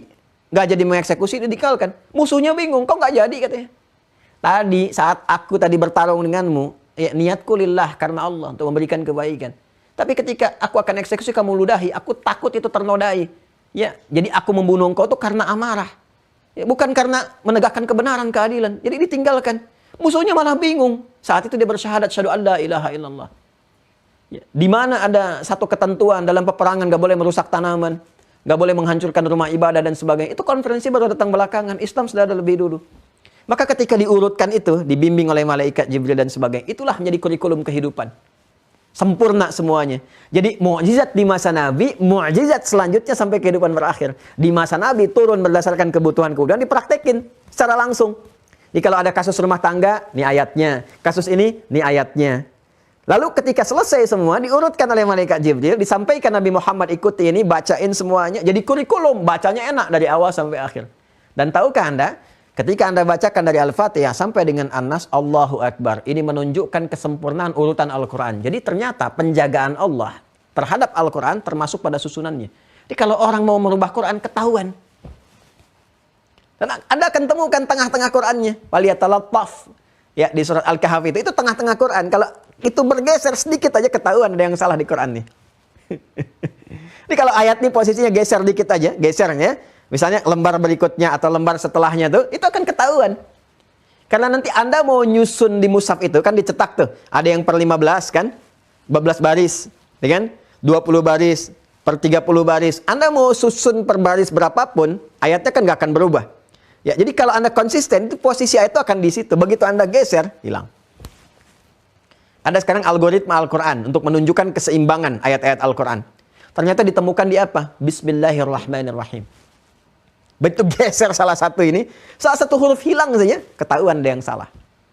Itulah kenapa kemudian susunannya, ya seperti yang kita dapatkan sekarang, tidak berdasarkan asbabun nuzul, sebab-sebab turun pertama kalinya. Pertama adalah itu tauqifi, petunjuk dari Allah melalui malaikat Jibril kepada Rasulullah SAW dengan tujuan satu, untuk menjaga kemurnian Al-Quran. Kedua, menunjukkan kesempurnaan pedoman Al-Quran. Nah, jadi kalau Anda ingin melihat kesempurnaan Al-Quran berisi pedoman secara utuh dari Al-Fatihah sampai An-Nas. Tapi kalau Anda ingin praktekkan di mana ayat itu digunakan, lihat sebab nuzul di masa Nabi. Karena itu miniaturnya. Ya, misal ada kejadian nih di rumah tangga misalnya kan, begini, kesalahpahaman. Lihat kejadian di masa Nabi. Asbabun nuzulnya kejadian ini, ada terjadi ini enggak? Cek. Turun surat apa? Baca itu. Pelajari ayatnya. Praktekkan. Selesai lagi. Ya. Sampai ke puncak tertingginya. Ada tentang bisnis, misalnya ada kecurangan yang terjadi begini-begini, kita ingin selesaikan. Pernah nggak kejadian di masa Nabi? Ada kasusnya. Lihat ayatnya, lihat suratnya, pelajari tafsirnya, praktekkan, hilang itu semua. Datang keberkahan. Nah, jelas ya? Nah, dan yang ketiga adalah kesempurnaan susunan itu untuk memudahkan hafalan dan kajiannya. Coba kalau Anda acak tuh, hafalin tuh Al-Baqarah pertama, Al-Fatihah kedua, Ali Imran ketiga, An-Nas keempat. Terus hafalkan dari awal sampai akhir. Anda nggak akan dapatkan kemudahan seperti yang dimudahkan oleh Allah dengan susunan yang sekarang kita dapati. Nah, jadi hati-hati, jangan sampai kita terjebak pada tuduhan-tuduhan tertentu yang menyampaikan susunan Al-Quran sekarang kreasi manusia saja. Ya kan? Itu awas, hati-hati itu. Ada informasi-informasi demikian. Tidak, itu petunjuk langsung menunjukkan keistimewaan Al-Quran. Jelas ya? Jadi nanti yang pertama, Quran diturunkan sesuai dengan kebutuhan pada masa itu untuk memberikan kesan praktek langsung kepada kita, petunjuk kepada kita, ayat-ayat apa yang digunakan berdasarkan isu-isu atau kejadian yang berlangsung, terjadi. Keluarkan ayatnya, pelajari. Oke, nanti cari kitab-kitab tentang asbabun nuzul. Ya, Imam Suyuti punya kitab Lubabun Nuqul fi asbabin nuzul. Dapatkan itu. Ya, Lubabun Nuqul fi asbabin nuzul. Nanti beliau juga punya Tartib Suwaril Quran, korelasi. Ini Anda kalau cari kitab Mas Reza dan teman-teman semua, ini Imam Suyuti itu Masya Allah banyak sekali kitabnya itu, Imam Suyuti itu. Jadi ada keserasian antara surah satu ke surat yang lainnya. Jadi apa hubungan Al-Fatihah dengan Ali Imran? Ali Imran dengan An-Nisa. An-Nisa nanti terus ya dengan Al-Maidah. So sampai ke An-Nas. Itu dibahas oleh Imam As-Suyuti. Tartib Suwaril Quran nama kitabnya. Ya, korelasi antara hubungan satu surat dengan surat yang lainnya. Nanti kalau sudah masuk ulumul Quran, sudah selesai pembahasan iman, masuk kemudian kita ke pembahasan fikih dan turunan kitab lain, itu insya Allah kita bahas. Dan dalam waktu dekat saya sudah dapat daftarnya. Insya Allah masyayikh itu sudah siap juga, dan insya Allah mereka sedang persiapan ijraat, proses untuk ke Indonesia juga. Ya, nanti kalau sudah berjalan dan pelajaran bahasa Arab kita juga berjalan, mereka juga mengisi. Jadi nanti ada yang di Indonesia yang datang sini. Kalau kita sudah agak senggang, pesantren sudah jadi, nggak apa-apa. Yang tahap pertama kan SD dibangun nih. Di SD itu ada ruang aula juga, dan saya siapkan juga ada space yang cukup besar. Jadi nanti per zonasi bisa diundang. Ya, nanti ada daurah datang dengan saya juga ada, nanti ada yang masyayikh yang lain juga. Karena nanti tinggal juga di sini dengan saya, yang tinggal di sini. Ya, jadi kalau pesantren kita saya nggak sebutkan lokasinya dulu, tapi nanti kita sama-sama bangun. Karena ini saya memang dedikasikan betul dan saya wakafkan diri saya sepenuhnya, ya termasuk harta dan sebagainya. Ini jadikan untuk umat, jadi nggak ada nama saya di situ. Ya, jadi semua lahan pun alhamdulillah sudah atas namanya umat, yayasannya nanti Mira. Jadi semua sampai sekarang administrasi, nanti pesantrennya pun dibangun, semua saya siapkan murid-murid. Ini murid-murid saya sedang belajar di luar. Insya Allah 2 tahun pulang begitu pesantren jadi, itu jadi. Nah, jadi sudah siap, kalau saya meninggal pun insya Allah itu sudah ada yang teruskan. Insya Allah, gitu ya. Nah, jadi semua kita siapkan, itu untuk menyiapkan ulama saja. Ulama di situ. Di ulama. Nanti insya Allah ada tempat lahan untuk offline belajar. Nanti diundang Santri Mira ke situ. Ya, nanti itu lebih luas insya Allah. Nanti ada kebun-kebunnya, ada juga eko kan itu sifatnya. Ya, di macam-macam ada kajian, ada Quranic Botanical Garden, ya riset kajian kebun Qurani. Nanti ada diterapkan untuk kajian tafsir. Insyaallah nanti kalau sudah ada kita bisa hadir di dalamnya. Nah, jadi demikian ya Mas Reza dan kawan-kawan yang lainnya. Jadi kalau kita ingin belajar dari awal yang susunan turun pertama kali, itu yang dimaksudkan adalah praktek penerapan ayat Quran. Jadi kalau kita punya peristiwa-peristiwa kejadian yang kita alami, itu nggak akan lepas dari kejadian di masa lalu. Lihat ayatnya, di mana dia turun, seperti apa kejadian, pelajari, ambil hikmahnya, selesai masalah kita. Tapi kalau kita ingin gali secara luas tentang penjagaan Quran, menanamkan dalam jiwa kita, maka baca sesuai urutan mushaf dari awal sampai akhir, Al-Fatihah sampai An-Nas.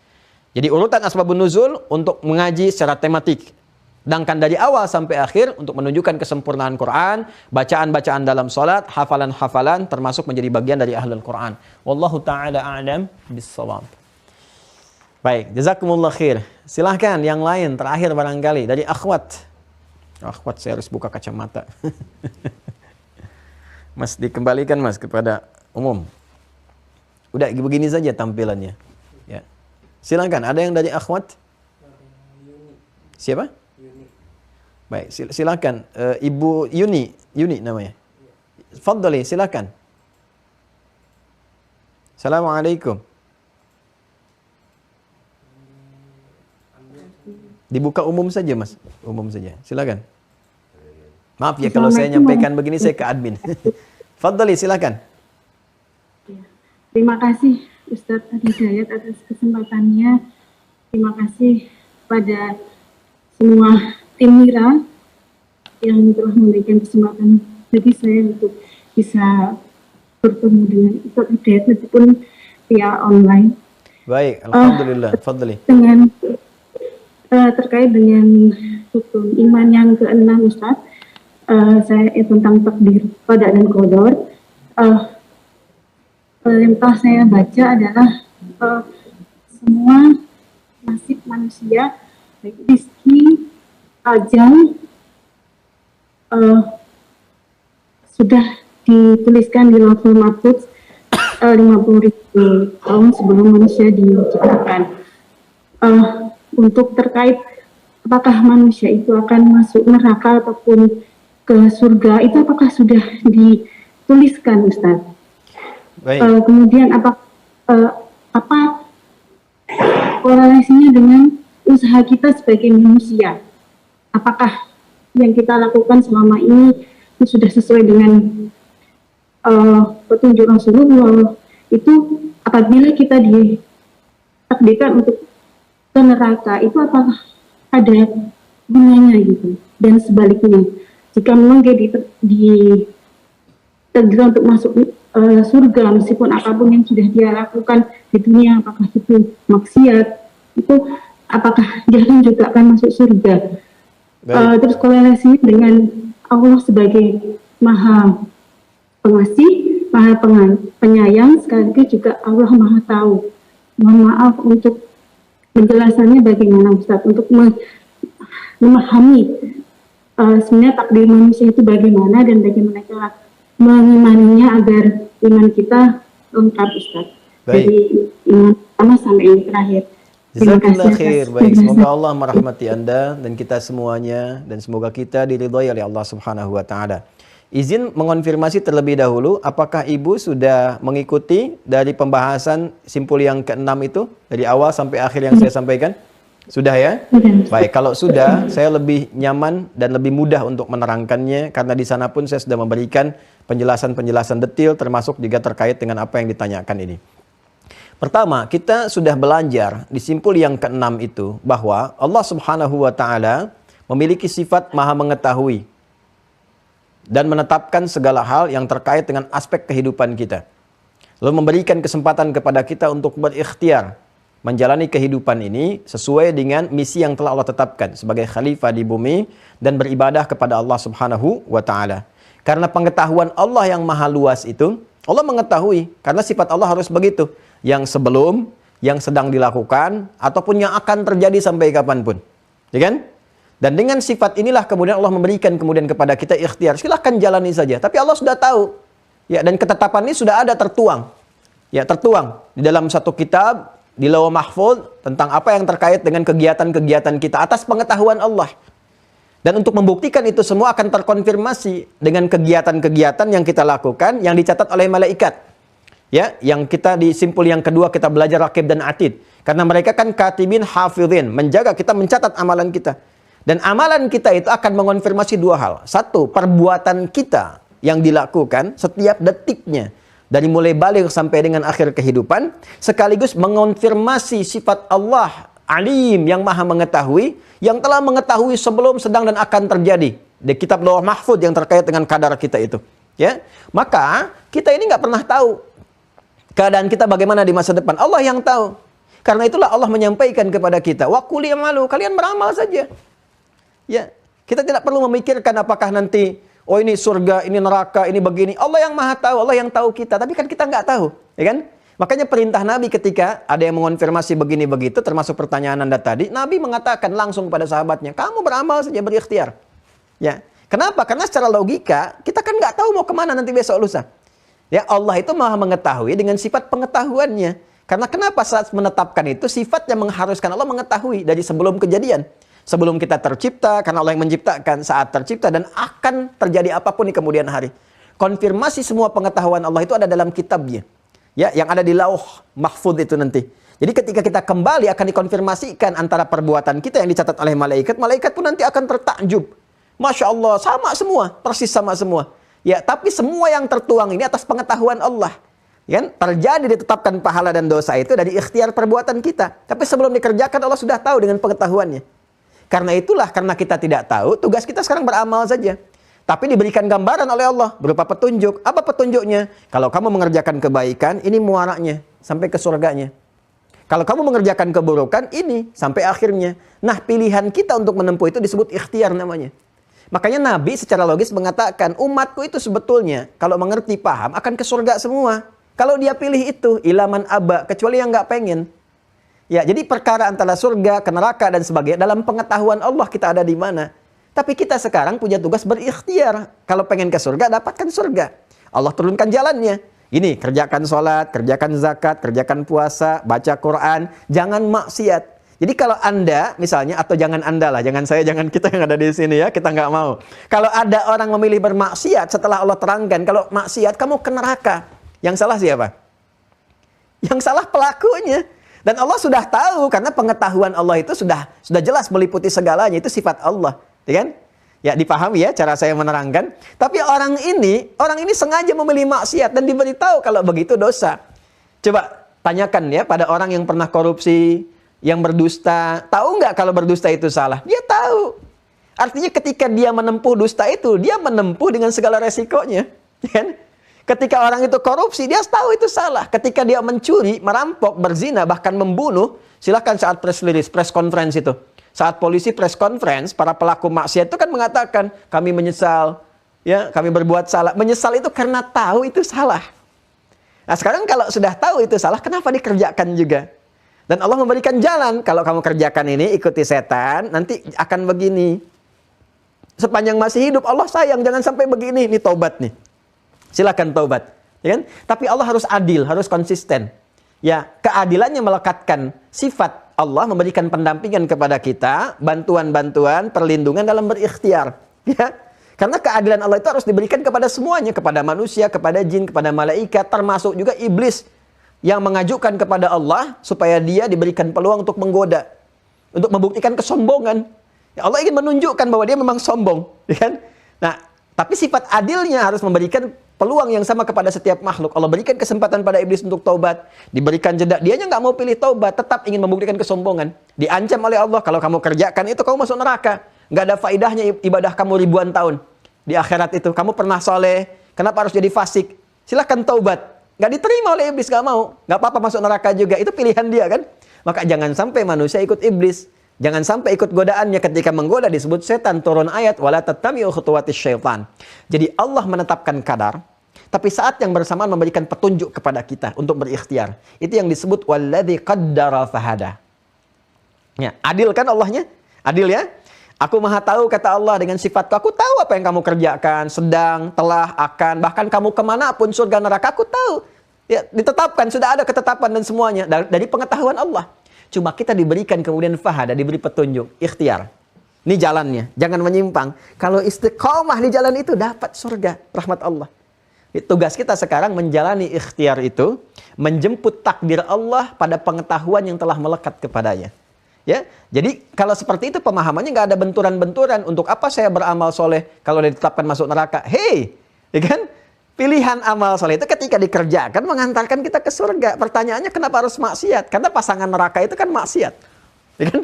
Jadi nggak mungkin kalau ada orang konsisten amal soleh masuk neraka itu nggak mungkin.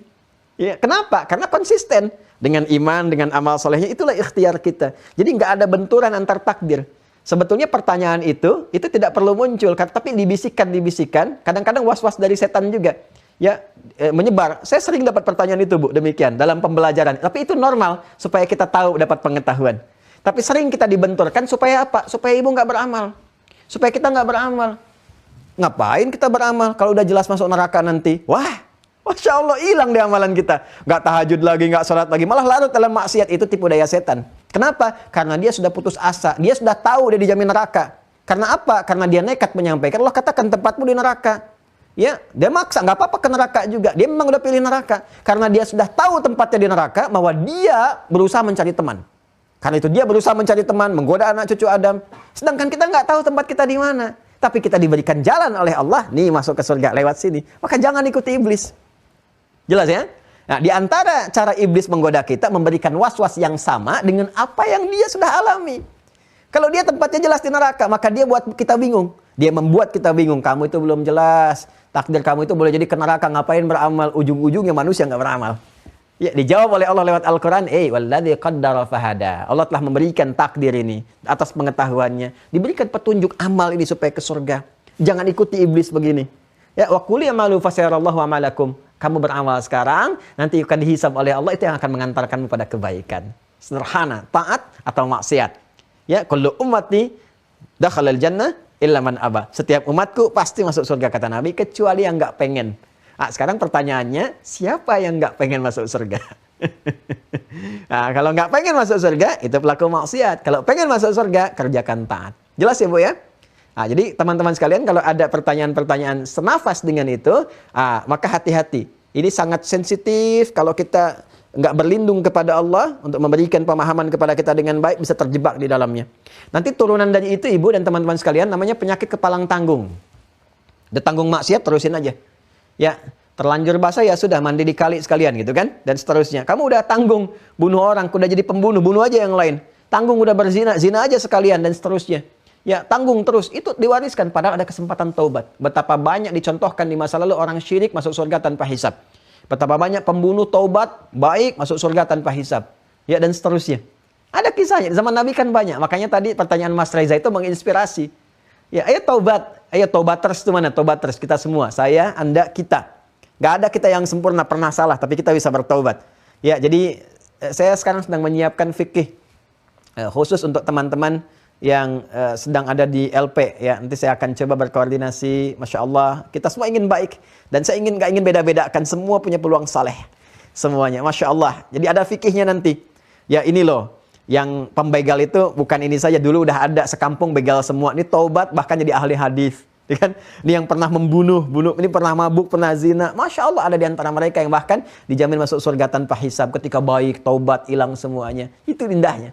Dan kita nggak tahu di titik mana kita berakhir kecuali saat kita istiqomah di amal saleh. Makanya jangan terjebak, Bu ya, Pak, teman-teman sekalian.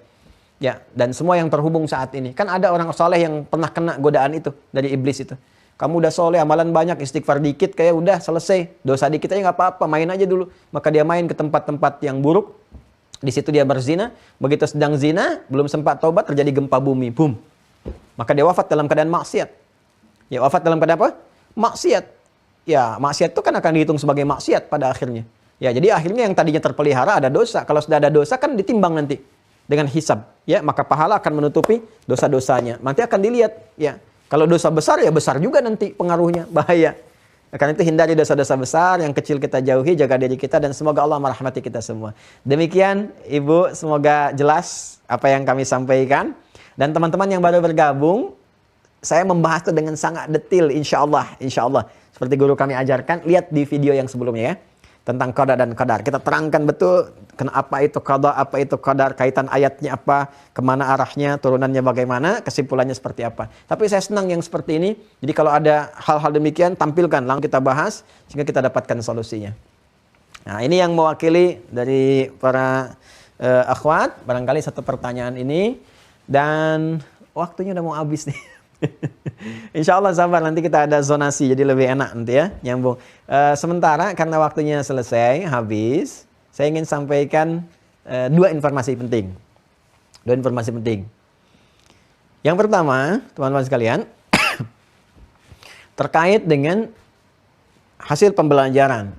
Ya, biasanya ini manhaj yang selalu saya tempuh, metodologi kami dalam mengajar untuk memastikan apa yang dipelajari itu benar.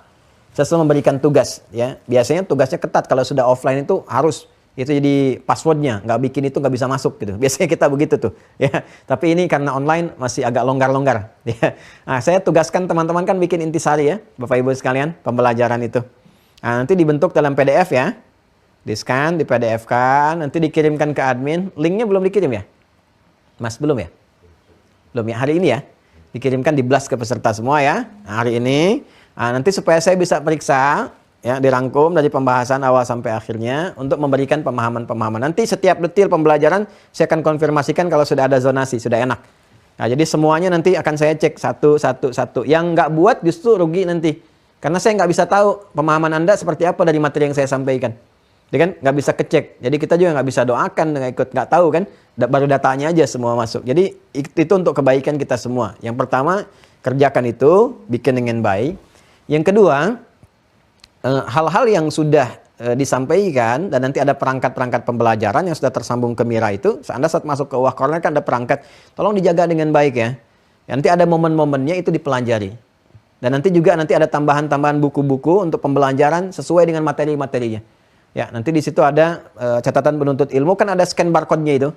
Nah, di scan barcode itu nanti ada bukan terbatas aku suka saat puasa, itu nanti bisa dirubah. Materi terkait dengan pembelajaran khusus yang mungkin dibutuhkan oleh kita. Jadi saya tinggal katakan, lihat halaman sekian, scan itu ada petunjuk di situ. Nah, itu hanya didapatkan nanti yang tersambung di Mira saja nanti. Ya, jadi begitu Anda scan, Anda dapat petunjuk dari situ, ya, lewat tertentu, hal-hal tertentu yang insya Allah bermanfaat. Kemudian, saya tuh mencintai Quran. Ya, jadi saya berharap semua keluarga besar Mira juga itu bisa mengikuti itu, jadi bagian dari keluarga Quran. Ya, karena itu tolong dimanfaatkan betul tuh yang ada 3 itu. Satu yang buku At-Taisir, itu insya Allah saya selalu bermohon pada Allah itu jadi hal yang memudahkan. Tolong dibaca, belajar, ya sambungkan ke STWH supaya dicek. Itu 100 musyrif kita punya dengan izin Allah. Ya, untuk ngebantu teman-teman baca dan sebagainya yang sudah masuk di STWH konsisten di situ.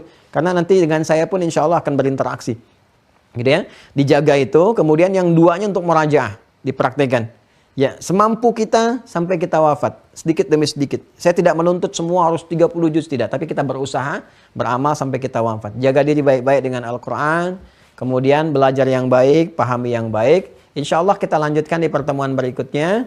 Dan untuk esok hari kita sudah masuk materi yang baru, ya. Untuk yang baru bergabung, teman-teman sekalian, silahkan di review, dilihat dulu dari kajian-kajian awal langsung di YouTube Mira. Teman-teman yang tidak terhubung di akun pun silahkan bisa langsung nanti ke YouTube Mira. Ya, bisa dilihat dari awal sampai akhirnya. Ya, terus jangan ada kesan-kesan duniawi ya, karena saya betul-betul mengajar, bermohon kepada Allah untuk betul-betul memberikan bimbingan yang terbaik yang bisa diberikan. Jadi kita tidak ada bayaran, tidak ada iuran, tidak ada apa-apa. Jadi teman-teman daftar, kalaupun ke UAH Corner itu kan untuk Anda sendiri, itu paket sendiri, kelengkapan sendiri. Adapun kalau sudah terhubung, saya nggak pernah minta apapun. Ya, jadi jangan membayangkan bahwa ini ada bayaran, ada gini, ada itu, tidak. Tapi ini pesantren virtual khusus, nggak sembarangan. Ya, jadi nanti pun kalau sudah terzonasikan, saya akan lebih ketat. Jangan sampai nanti Anda masuk ke Zoom, orang yang nggak ada, kursinya aja yang nongol. Dia, kalau ada kursinya aja, saya akan minta admin, tolong keluarkan ini, keluarkan ini. Jadi admin sudah otomatis tuh. Ya, nah, jelas ya? Baik, nah ini ada yang kelihatan temboknya aja nih. Orang yang nggak ada. Baik, nanti tampak di belakang saya ada layar besar ya nanti. Nanti kalau ini sudah lebih besar lagi, udah ketahuan.